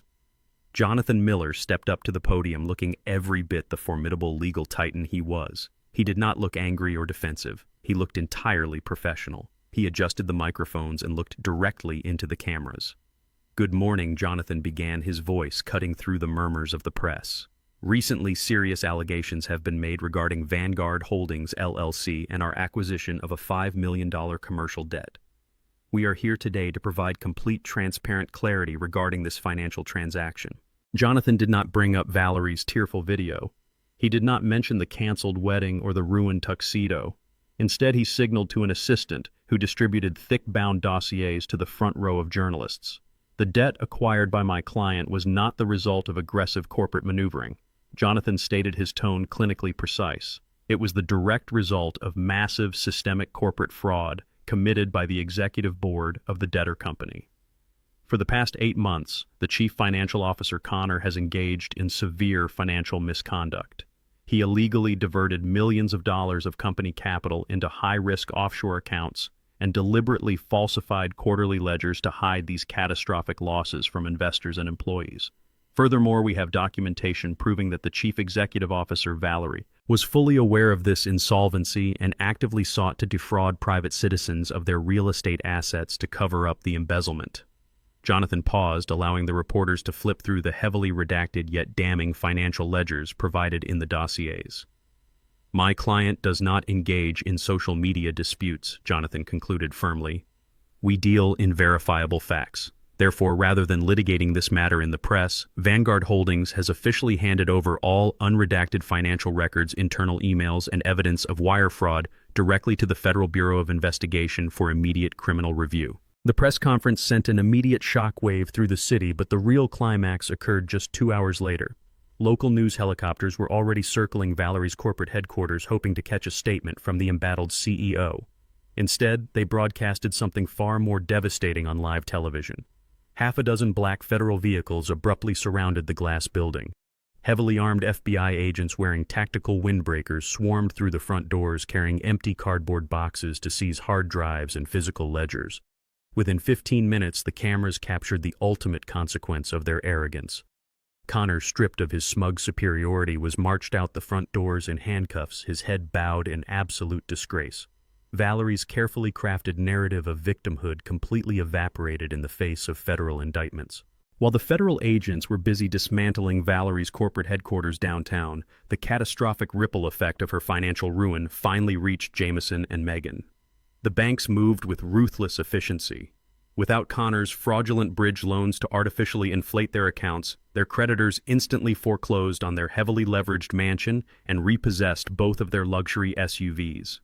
Within 48 hours of the press conference, the arrogant couple who had mocked my flannel shirt found themselves physically locked out of their own home with nowhere to go. Desperation quickly replaced their entitlement. With their credit cards declined and their wealthy friends suddenly refusing their phone calls, they resorted to a wildly criminal contingency plan.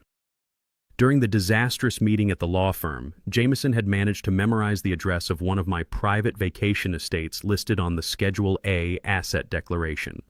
It was a sprawling, secluded luxury cabin nestled in the Blue Ridge Mountains. Believing the property would be empty during the week, they rented a cheap compact car with the last of their remaining cash and drove 3 hours north. Armed with a heavy steel crowbar, Jameson shattered the reinforced glass of the back patio door, granting them a legal entry into my private sanctuary. Once inside the expansive mountain estate, the harsh reality of their massive downfall fully settled in. Instead of feeling relief at finding shelter, their absolute powerlessness mutated into a destructive, childish rage. They were standing in a multi-million-dollar vacation home owned by the very man they had tried to casually discard. The sheer opulence of the property, from the vaulted timber ceilings to the custom stone fireplace, served as a glaring reminder of the massive wealth they could have shared if they had simply treated me with basic human respect. Megan dropped her bags on the pristine hardwood floor and immediately marched toward the custom climate-controlled wine cellar. She did not care that she was committing a major felony. She grabbed a heavy iron poker from the fireplace toolset and violently smashed the glass door of the cellar, sending thick shards scattering across the floor. She blindly grabbed 3 bottles of vintage Bordeaux, each worth more than the cheap car they had rented to drive up the mountain. Jameson, completely unhinged by the loss of his corporate status and his impending bankruptcy, joined her in the destructive rampage. They popped the corks and began drinking directly from the bottles, pacing through the massive living room and fueling each other's toxic anger. They cursed Valerie for failing to secure my assets. They cursed Connor for gambling away their secure future. But most of all, they cursed me. They blamed me for their current homelessness, completely ignoring the fact that their own greed and reckless financial leveraging were the sole reasons they had lost everything. The alcohol quickly dissolved whatever tiny shred of rational thought they had left. Megan hurled a half-empty wine bottle across the room, watching it shatter violently against a custom-painted portrait hanging above the mantel. Dark red wine dripped down the pristine white walls, staining the expensive stonework. Jameson kicked over a solid oak coffee table, shattering the glass center, and began ripping throw pillows apart with his bare hands. They slashed the leather upholstery of the custom couches, screaming insults into the empty house as if I were standing right there. They actually believed that by vandalizing my private sanctuary, they were somehow reclaiming their lost power. They thought they could hide out in the mountains, drink my expensive wine, and punish me from afar without facing any real consequences. They had absolutely no idea that they were currently starring in a live broadcast, completely unaware that they had just triggered the silent, invisible security perimeter surrounding the entire property. I was sitting comfortably in my home office hundreds of miles away when my private server alerted me to the breach. My phone vibrated with a priority notification, immediately pulling up the high-definition, real-time security feed from the mountain estate. I leaned back in my leather chair, watching the crystal-clear footage of Jameson and Megan tearing my living room apart like feral animals. The high-tech audio sensors picked up every vicious curse word and every shattering piece of glass. I did not feel a single ounce of anger as I watched them ruin my expensive furniture. Their pathetic display of vandalism only cemented my absolute victory. They had reduced themselves to common criminals. I calmly picked up my desk phone and dialed the direct line for the local county sheriff's department. I identified myself as the property owner, provided the security access codes to the dispatcher, and reported an active violent home invasion in progress. Less than 20 minutes later, a fleet of county sheriff cruisers silently rolled up the long, winding driveway of the mountain estate.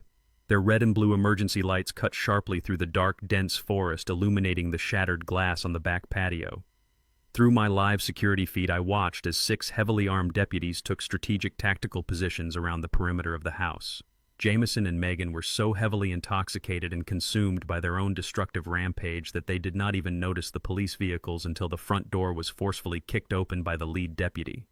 The officers flooded into the destroyed living room with their weapons drawn, shouting clear, commanding orders for the intruders to drop to the floor and show their hands. Jameson instantly froze, dropping a shattered vase and raising his trembling hands in the air. The reality of a heavily armed police tactical unit pointing weapons at his chest instantly evaporated his alcohol-induced courage. He dropped to his knees, whining and sobbing, completely surrendering to the arresting officers. Megan, however, had completely lost her grip on reality.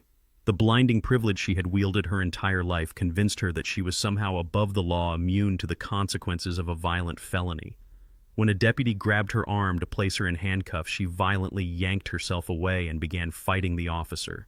She launched into a vile, hysterical tirade.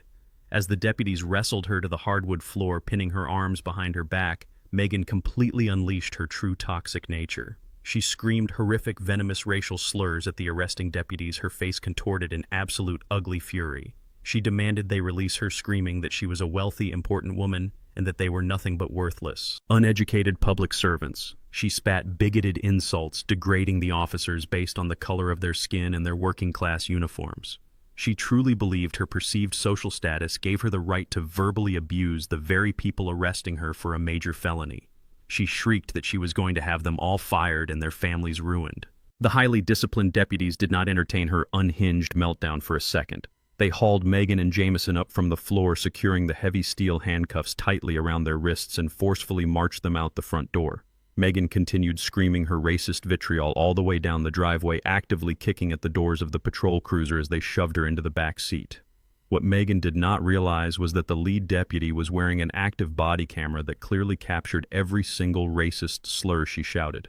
Within 24 hours, that specific footage was leaked to a major national news outlet. The raw video of the supposedly elite corporate wife violently attacking law enforcement with unapologetic racist insults went massively viral across all digital platforms. They had officially destroyed their own lives. The media circus surrounding the arrests of her family members was just the appetizer. The main course was the absolute financial death of Valerie's empire. With federal agents confiscating her servers and Connor sitting in a holding cell facing major fraud charges, her corporate facade completely collapsed. She had no more bridges to burn, no more illegal loans to secure, and no more lies to spin. Exactly 7 days after our explosive meeting at the law firm, Vanguard Holdings received the official legal notice. Valerie's marketing firm, once touted as a titan of industry, formally filed for bankruptcy. The paperwork was a surrender flag raised high over a burning castle. Her board of directors had completely abandoned her. Her investors were preparing massive class action lawsuits, and her accounts were entirely frozen. The $5 million debt my holding company owned was the heavy iron anchor that dragged her ship straight to the bottom of the ocean. 2 weeks later, the federal bankruptcy court was cold, sterile, and entirely devoid of the glamour Valerie usually demanded. I arrived early, wearing the same simple charcoal suit Connor had ruined with wine at the gala. I had replaced the shirt, of course, but the jacket remained a quiet reminder of their arrogance. I took a seat in the back row of the gallery, blending into the shadows of the heavy oak pews. I did not come to gloat or make a scene. I came to witness the final accounting. When the heavy double doors swung open, Valerie walked down the center aisle. The physical transformation was shocking. The untouchable, high-powered CEO who had demanded I sell my home to fund her vanity project was completely gone. In her place was a visibly aged, broken woman. Her posture, once rigid with superiority, was slumped and defeated. She wore a plain, unbranded dark blazer. Her hair lacked its usual salon-perfect volume, and the dark, heavy circles under her eyes spoke of countless sleepless nights and endless panic. She looked 20 years older than the woman who had thrown that prenuptial agreement on my dining table. She took her place at the petitioner's table, flanked by a single, overworked public bankruptcy attorney. Her elite legal team from Sterling and Vanguard had dropped her the moment her retainer bounced. She stared blankly at the polished wood in front of her, her hands trembling slightly as she gripped the edge of the table. She did not look back at the gallery. She did not know I was there. The presiding federal judge, a stern man with zero tolerance for corporate malfeasance, entered the courtroom and took his seat at the bench. He adjusted his glasses and looked down at the massive stack of financial disclosures outlining the absolute wreckage of Valerie's company. The air in the room was heavy with finality. The judge did not mince words. He addressed Valerie directly, his voice echoing off the high ceilings, cutting through her remaining shreds of dignity. He outlined the gross negligence, the catastrophic mismanagement, and the sheer volume of unsecured debt she had allowed to accumulate under her watch.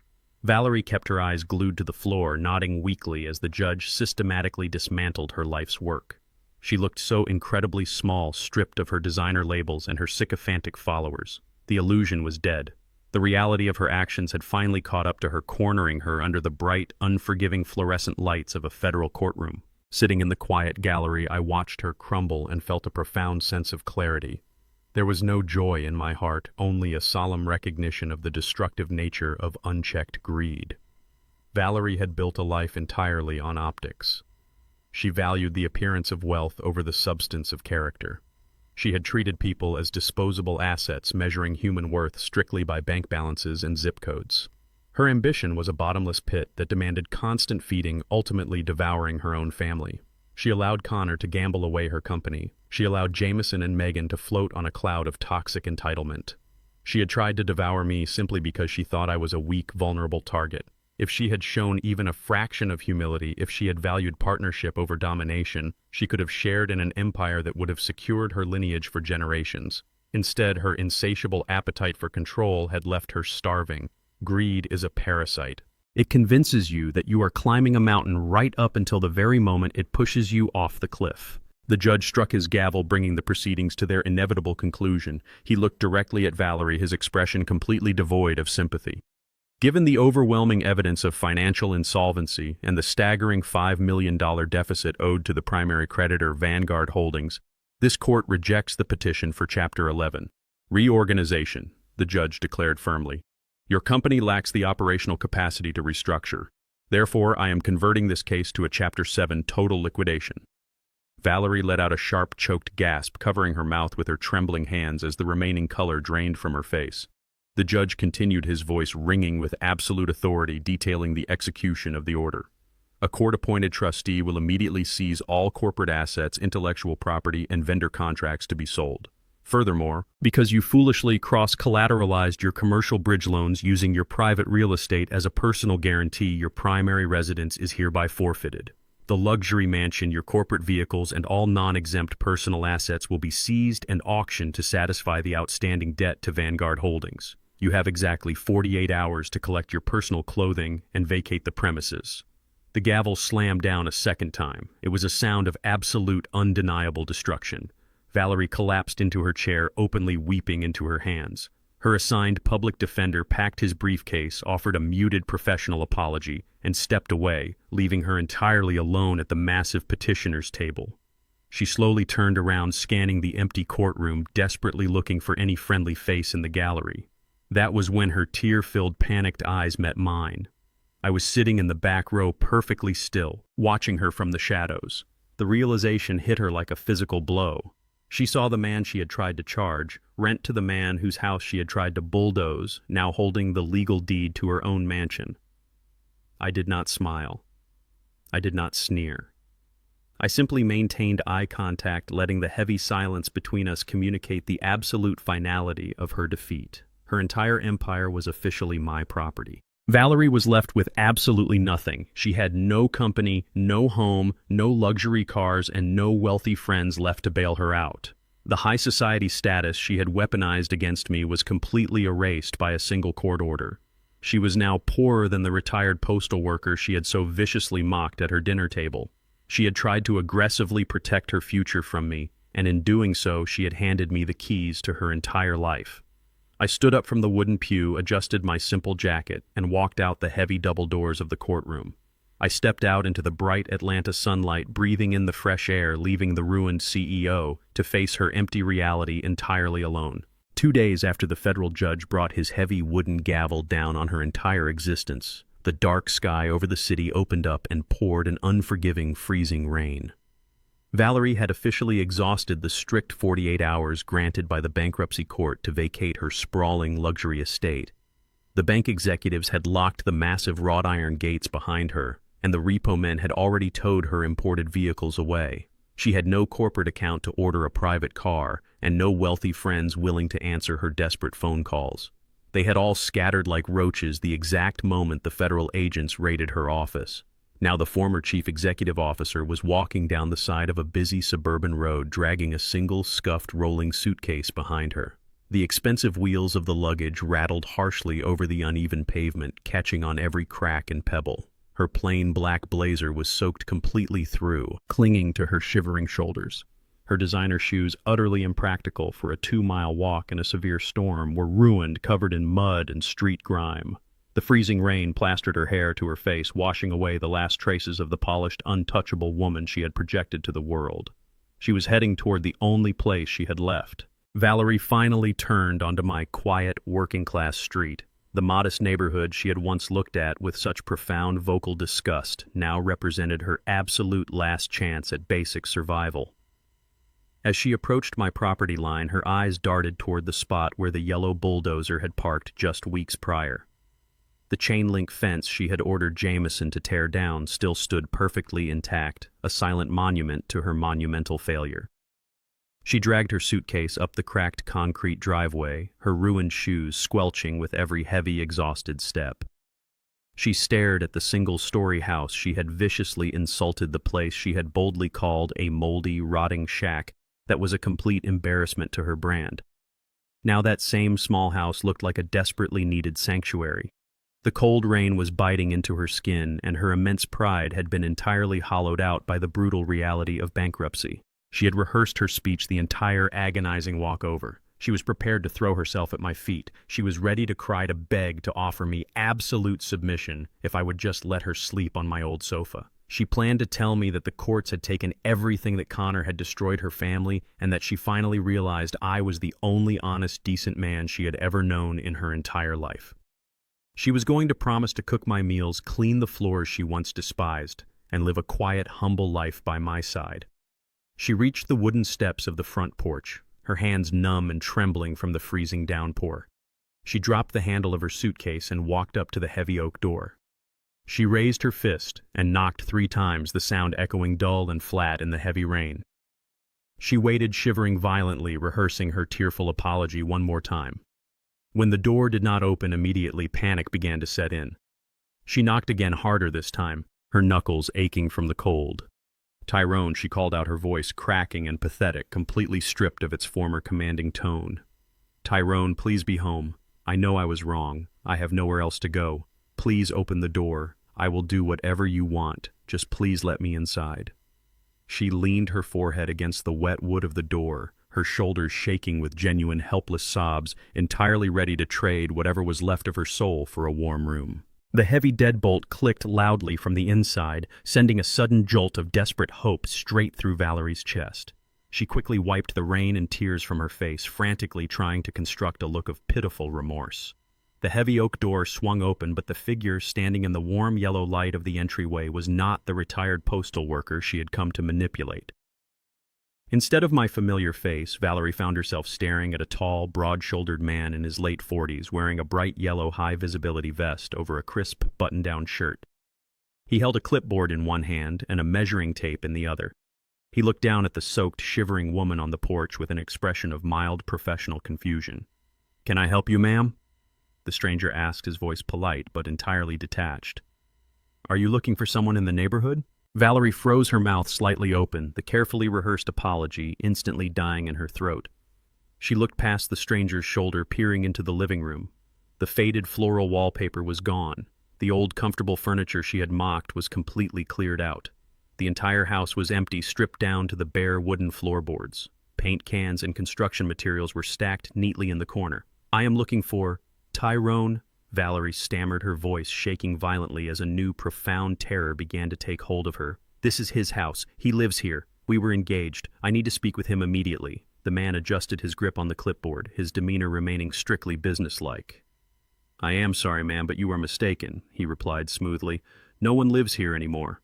I am the regional property manager for Vanguard Holdings. The previous owner, a Mr. Tyrone, vacated the premises over a week ago. He officially transferred the deed of this entire property to a philanthropic community trust."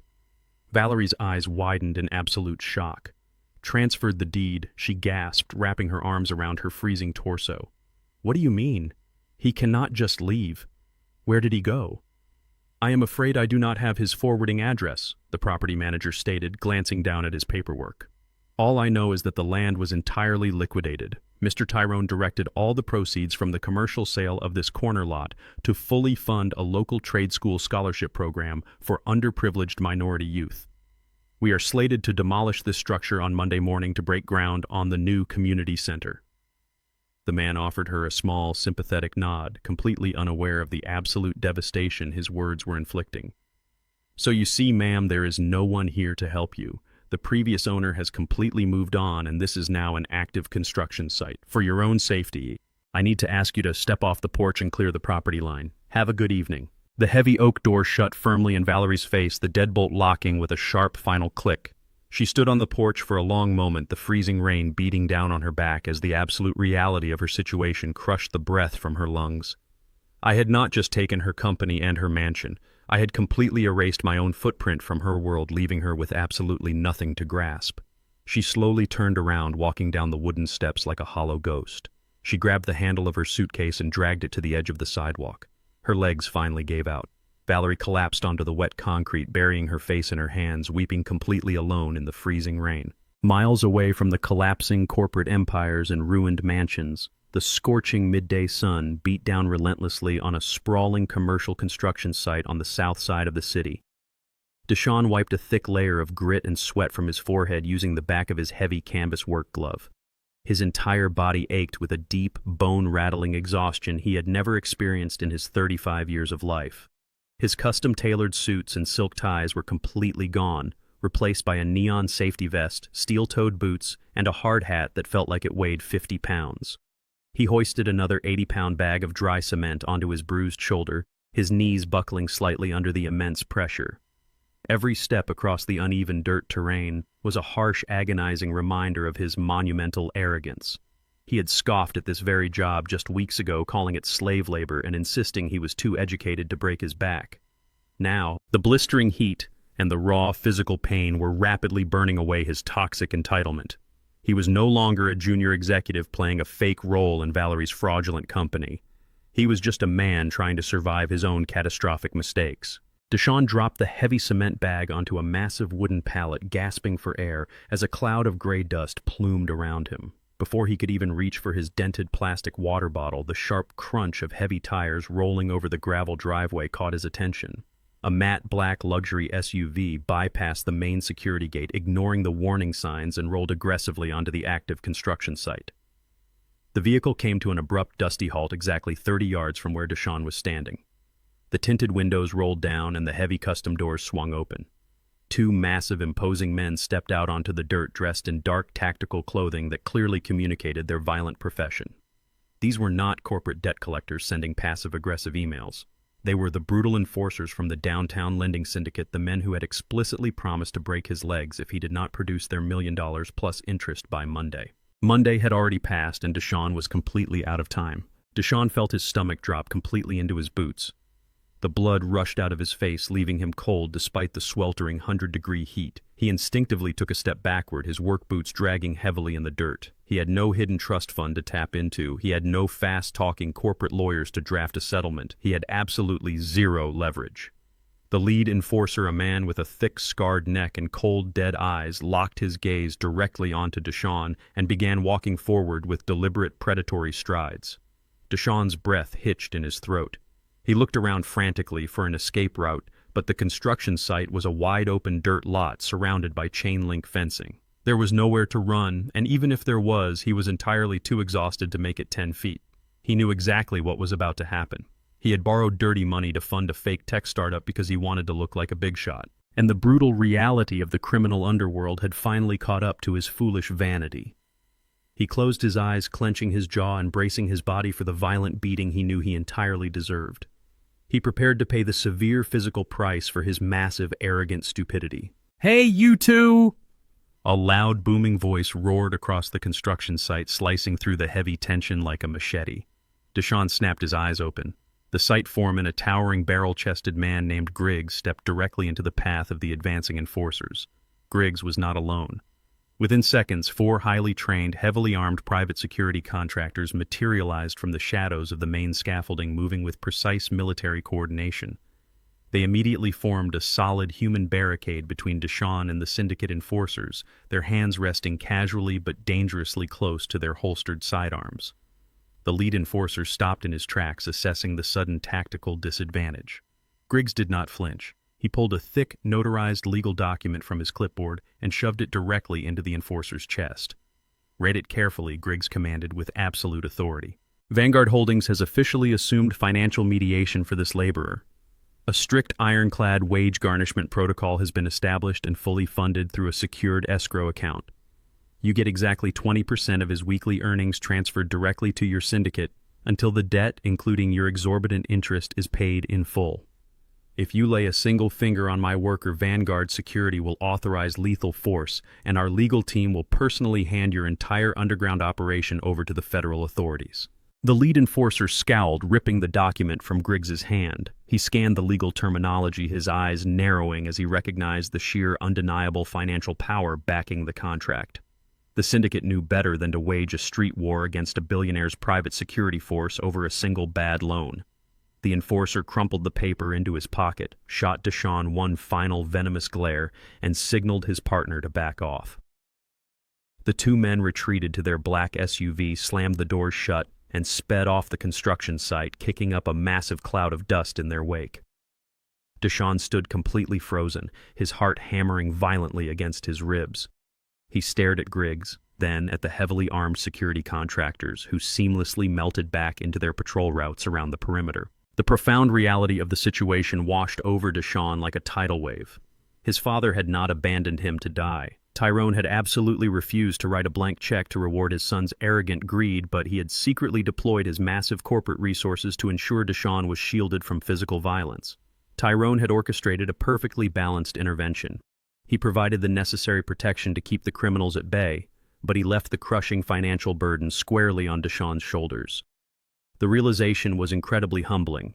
For months, Deshaun had viewed his father as a weak, uneducated loser who lacked the ambition to succeed in the modern corporate world.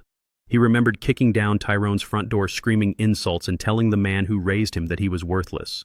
He had proudly aligned himself with Valerie and Connor, admiring their flashy suits and fake wealth. Now Connor was sitting in a federal holding cell, and Valerie was a bankrupt, homeless outcast, begging in the rain. Meanwhile, the father he had so viciously disowned was quietly commanding an empire so vast and powerful that it could intimidate violent crime syndicates without breaking a sweat. Tyrone did not wield his wealth to boast, dominate, or destroy his own family. He used it to teach, to protect, and to enforce absolute accountability. Deshaun looked down at his blistered, calloused hands, wiping the thick cement dust from his palms. The anger and resentment that had poisoned his mind for months were completely eradicated, replaced by a deep, burning shame.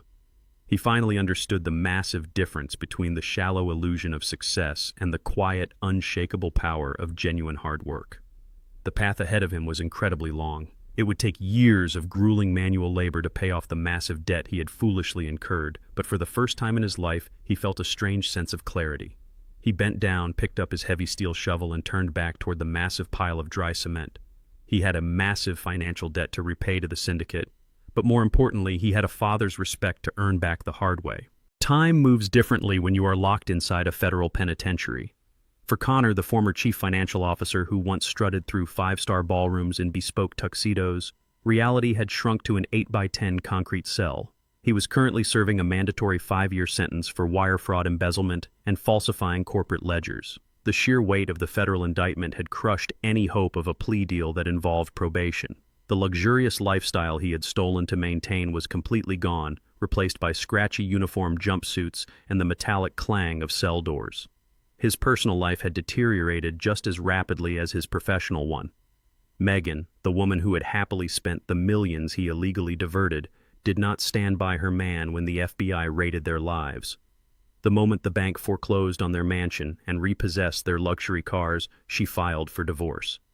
She cited irreconcilable differences and fraud, desperately trying to legally distance herself from the radioactive crater of his criminal convictions.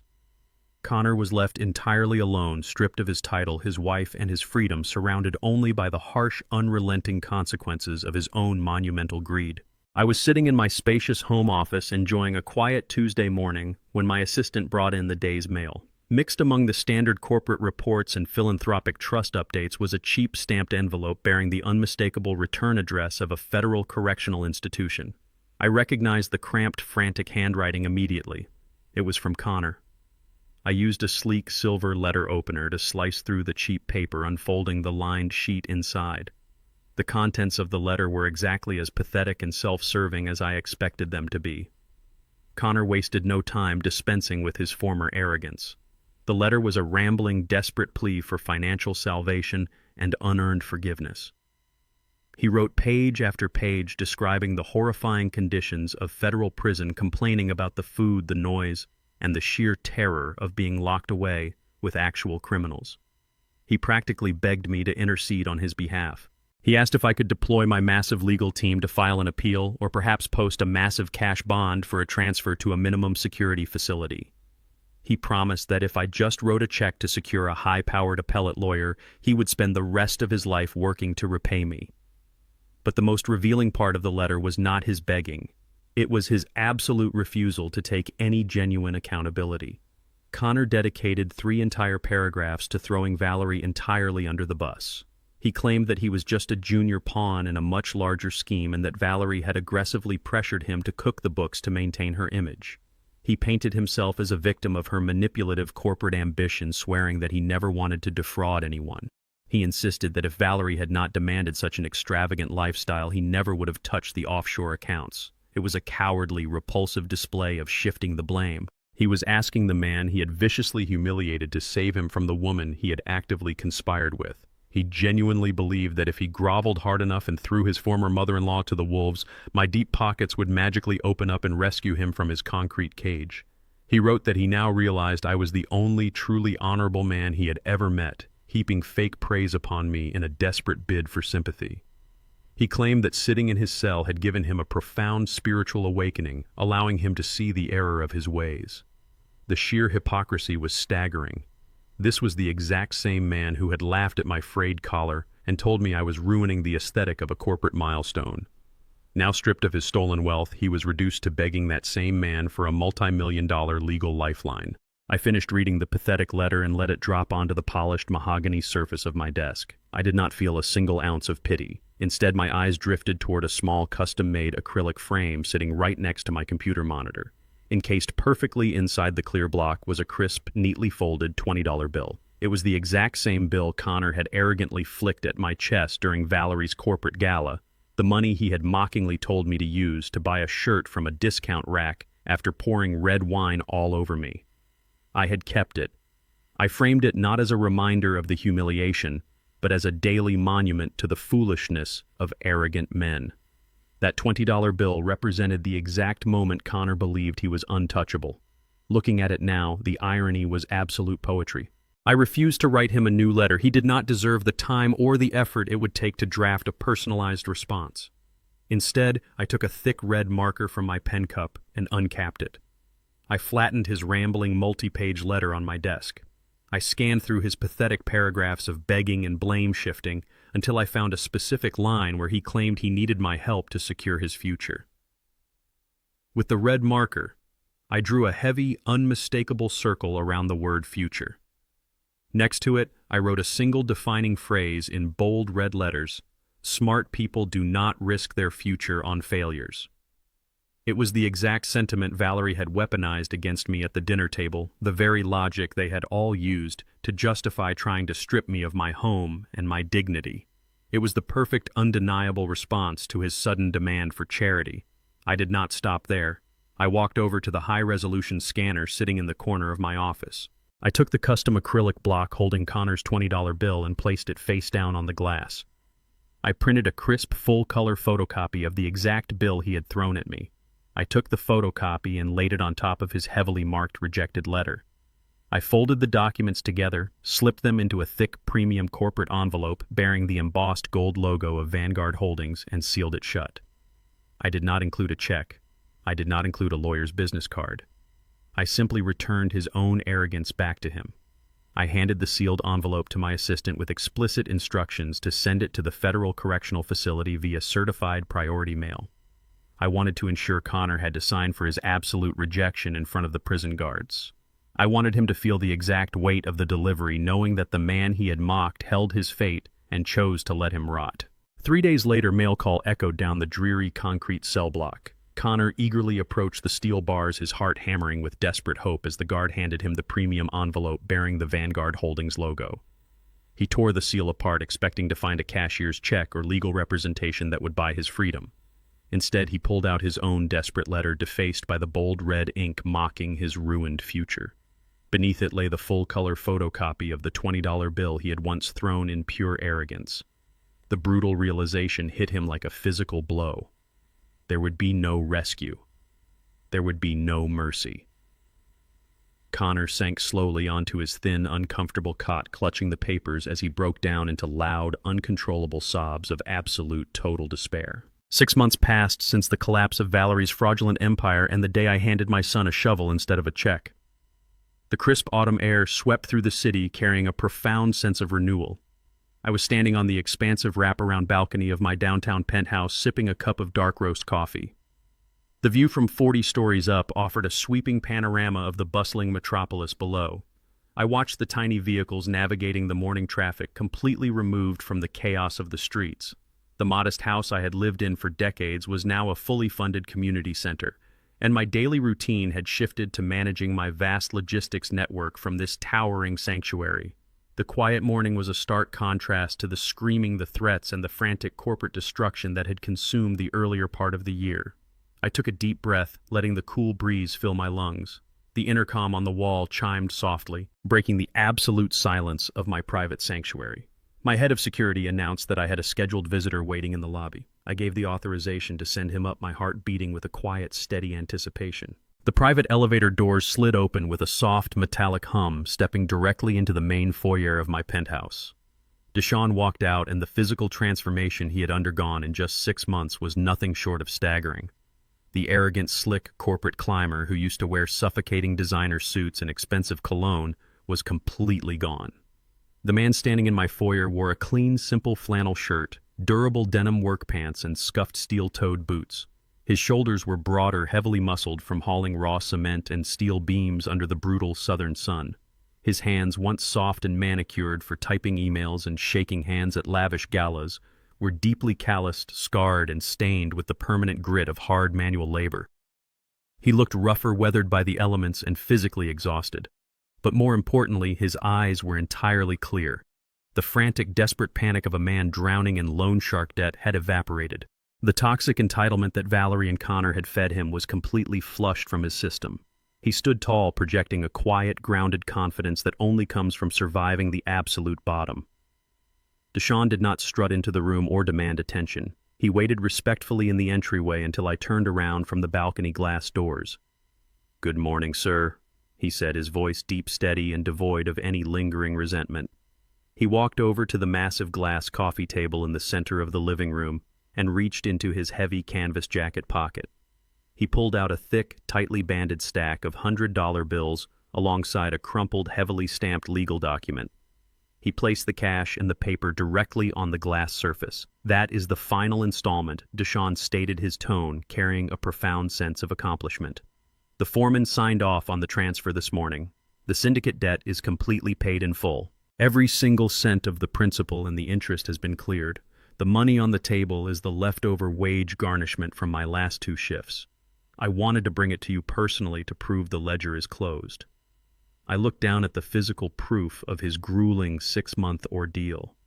He had worked double shifts, weekends, and holidays, breaking his back in the dirt to erase the monumental mistake he had made trying to buy the approval of fraudulent elites. He told me how the site foreman Griggs had worked him to the bone, refusing to give him a single second of special treatment. He detailed the agonizing muscle cramps and the brutal heat, explaining how every drop of sweat felt like a necessary payment to wash away his past arrogance. I stepped away from the balcony and walked toward the center of the room, looking intently at the man standing before me. I did not see the foolish boy who had kicked down my front door and called me a pathetic loser. I did not see the desperate victim begging for $1 million bailout to save his fragile ego. I saw the exact man I had always hoped my son would eventually become. I saw a man who understood the crushing weight of accountability and the priceless value of an honest day of grueling work. The crucible of the construction site had burned away his arrogance and forged a spine of solid steel in its place. He had faced the terrifying consequences of his own monumental greed and chose to dig himself out of the hole with his own 2 bare hands. He did not run. He did not point fingers or blame circumstances. He took the heavy shovel I offered him and did the excruciating work required to reclaim his own life. The overwhelming pride I felt in that specific moment was stronger than any corporate acquisition I had ever finalized. I reached out, bypassing the money on the table, and firmly gripped Deshaun by the shoulders. I pulled him forward into a strong, unwavering embrace. It was the first time I had hugged my son since the day he threw his life away for a seat at Valerie's table. He returned the embrace immediately, his broad, calloused hands gripping my back with genuine, respectful affection. There were no tears, only the solid mutual understanding between 2 men who had weathered a massive storm and survived. "I am incredibly proud of you, Deshaun," I said, stepping back and looking him squarely in the eyes. "You paid a very high price for your education, but you learned the lesson perfectly." Deshaun nodded, a small, genuine smile breaking through his hardened exterior. "Thank you for not writing that check, Dad," he replied softly. "If you had bailed me out, I would have ended up exactly like Connor, sitting in a federal cell blaming the entire world for my own failures. You saved my life by making me save myself." I walked over to my desk and picked up a sleek, silver-embossed folder. I brought it back and handed it to Deshaun. "I told you I would never fund your mistakes, but I also promised I would always support your legitimate growth," I explained as he opened the folder. Inside is an employment contract for Vanguard Logistics. It is an entry-level management position at our primary distribution hub. You will be managing freight schedules and overseeing the loading docks. The salary is modest and the hours are incredibly demanding. You will start at the absolute bottom of the corporate ladder and you will report to a regional director who does not care what your last name is. If you want a corner office, you will have to earn it by proving your operational value every single day. Deshaun stared at the contract, his eyes scanning the strict employment terms. He looked up at me, his expression radiating absolute profound gratitude. He did not ask for a higher title or a bigger salary. "I will take it," he said firmly, reaching for a pen. Deshaun signed the employment contract without a single moment of hesitation. He handed the folder back to me, shaking my hand with a grip that spoke volumes about his new character. The toxic rift that had nearly destroyed our family was completely repaired. The poison of unearned privilege had been entirely flushed from our lives. Our relationship was no longer infected by the arrogant expectations of high society or the shallow pursuit of fake wealth. The bloodline was officially healed, reconstructed from the ground up on a foundation of mutual respect, brutal accountability, and genuine hard work. I watched my son walk back toward the private elevator, knowing he was finally ready to carry the immense weight of the empire I would one day leave behind. A few weeks after Deshaun signed his employment contract, Jonathan Miller arrived at my penthouse with the final stack of legal paperwork. The heavy leather briefcase he carried seemed lighter than usual, reflecting the absolute closure of the chaotic chapter that had consumed the latter half of the year. Jonathan laid the crisp, notarized documents on my glass coffee table, outlining the final liquidation of Valerie's corporate assets and the permanent transfer of her remaining real estate holdings to Vanguard. The bankruptcy courts had officially processed the last of the creditor claims, effectively erasing her entire empire from the financial ledgers. Furthermore, the federal prosecutors had formally secured Connor's guilty plea, ensuring his lengthy prison sentence was ironclad without the possibility of an early appeal. Jonathan poured himself a cup of coffee, looking at the finalized documents with a deep sense of professional satisfaction. "The dust has completely settled," Tyrone Jonathan stated, closing his empty briefcase with a decisive click. "The corporate debt is fully resolved, the criminal convictions are secured, and your personal assets remain entirely untouchable. The legal extraction is completely finished. I signed the final acknowledgement forms, effectively closing the book on the most toxic relationship of my entire life. Later that afternoon, I decided to take a drive. I bypassed the sleek, armored corporate vehicles parked in the underground garage of my penthouse building and instead opted for my old, reliable pickup truck. The faded paint and the familiar hum of the aging engine provided a comforting contrast to the high-stakes corporate warfare I had been navigating. I drove through the bustling downtown districts, eventually winding my way out toward the quieter working-class suburbs where I had originally built my life. The weather was unusually clear, the bright sunlight reflecting off the polished hoods of the passing cars. I merged onto a familiar commercial stretch, deciding to pull over at a large, bustling convenience store and gas station to top off my tank. I parked the truck next to one of the pumps, swiped my credit card, and stood leaning against the rusty fender as the gasoline flowed. I glanced through the large floor-to-ceiling glass windows of the convenience store, casually observing the afternoon rush of customers buying sodas and lottery tickets. That was when I saw her. Standing behind the main register wearing a brightly colored, ill-fitting polyester uniform shirt and a plastic name tag was Valerie. The sheer shock of the visual contrast momentarily froze me in place.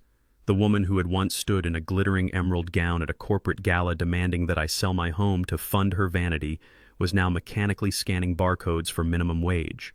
Her hair, which used to be styled with absolute precision by expensive salon professionals, was pulled back into a simple, severe ponytail.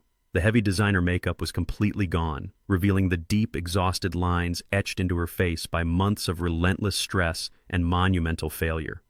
She was ringing up a customer who was loudly complaining about the price of a pack of cigarettes. Valerie did not argue back or assert her dominance. She simply kept her head down, apologizing in a quiet, defeated voice, completely stripped of her former arrogant authority. I watched her hand the customer his exact change. Her shoulders slumped under the crushing weight of her new reality. She was no longer the untouchable CEO operating from a glass corner office. She was simply a woman trying to survive the catastrophic wreckage of her own monumental greed. I stood by my truck, the gas pump clicking off automatically, but I did not immediately reach for the nozzle. I continued to watch her through the glass.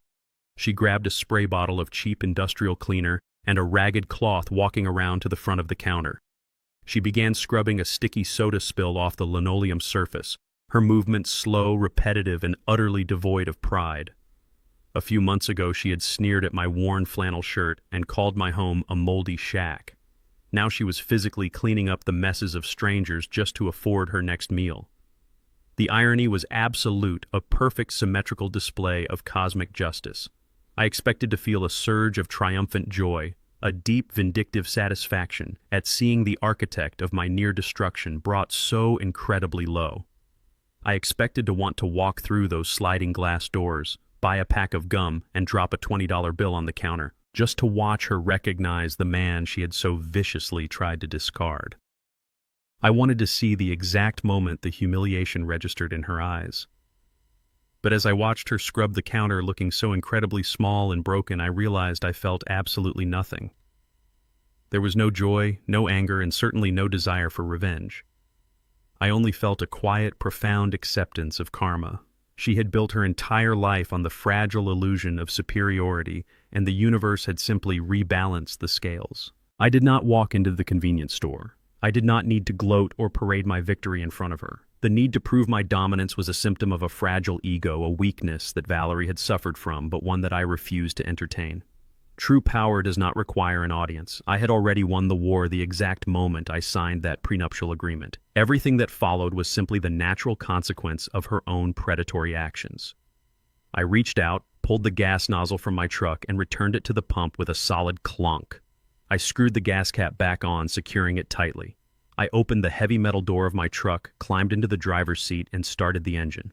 I put the truck in gear and slowly merged back onto the busy suburban road, driving away from the convenience store without casting a single backward glance toward the glass windows. I drove back toward the towering skyline of the city, the setting sun casting long golden shadows across the pavement. I thought about the massive empire I commanded from the shadows, the logistics fleets moving goods across the continent, and the commercial properties generating immense sustainable wealth. I thought about my son Deshaun, who was currently breaking his back on a construction site, slowly earning his way back to honor and respect. But mostly I thought about the profound lesson I had learned over the past 6 months. True wealth is not measured by the balance in your offshore accounts, the square footage of your penthouse, or the designer labels stitched into your clothes. True wealth is the absolute, unshakable freedom to walk away from toxic, manipulative people and never look back. It is the power to protect your peace, maintain your dignity, and let the universe handle the rest. I had faced the ultimate betrayal and emerged stronger. My empire secure, and my bloodline healed. The silent adjustment was complete. Looking back on the wreckage of the empire Valerie tried to build and the rebirth of my own son, there is another profound lesson embedded in this entire ordeal. We live in a society that constantly confuses volume with value and equates flashy displays of excess with genuine stability. Valerie Connor and Megan wore their supposed wealth like a suit of armor. They used their designer labels, luxury vehicles, and elite corporate titles to intimidate anyone they deemed beneath them. They looked at my frayed flannel shirt and my modest home, and they immediately calculated my worth as zero. They believed that because my life was quiet, my life was small. That is the greatest danger of unchecked arrogance. When you operate from a place of superficial superiority, you develop a massive and fatal blind spot. You stop assessing the actual substance of the people around you and start believing your own manufactured illusions. If Valerie had possessed even a single ounce of humility, she might have paused to wonder why a retired postal worker was so completely unbothered by her aggressive legal threats. If she had treated me with basic human decency, she would have gained a loyal partner and access to a fortune that could have secured her lineage for generations. Instead, her relentless need to dominate and humiliate blinded her to the reality that she was trying to extort a man who owned the very ground she walked on. The tactical advantage of silence cannot be overstated. When people insult you, try to belittle your achievements, or mock your humble lifestyle, your first instinct is often to defend yourself. You want to shout your accomplishments from the rooftops to prove them wrong, but reacting with anger only hands your power over to your enemies. By remaining perfectly still and keeping my mouth shut, I allowed their massive egos to dictate their actions. I gave them exactly enough rope to hang themselves. True strength does not need to announce its presence in a crowded room. It simply waits for the right moment to act. This also extends to how we love and protect our own family. With Deshaun, I had to learn the agonizing difference between enabling a loved one and empowering them. Handing him $1 million to pay off violent criminals would have saved his life in the short term, but it would have permanently destroyed his character. True love sometimes requires you to watch someone you care about hit rock bottom so they can learn how to climb back up. The moment you tie your self-worth to the brands you wear or the car you drive, you become a slave to a fragile image. The people who truly build lasting legacies are those who operate with quiet conviction. They find their validation in the peace of a quiet morning and the knowledge that their foundation is built on solid rock. Please hit the like button and subscribe to the channel if you believe that true wealth is found in character and respect, and share your own experiences in the comments below.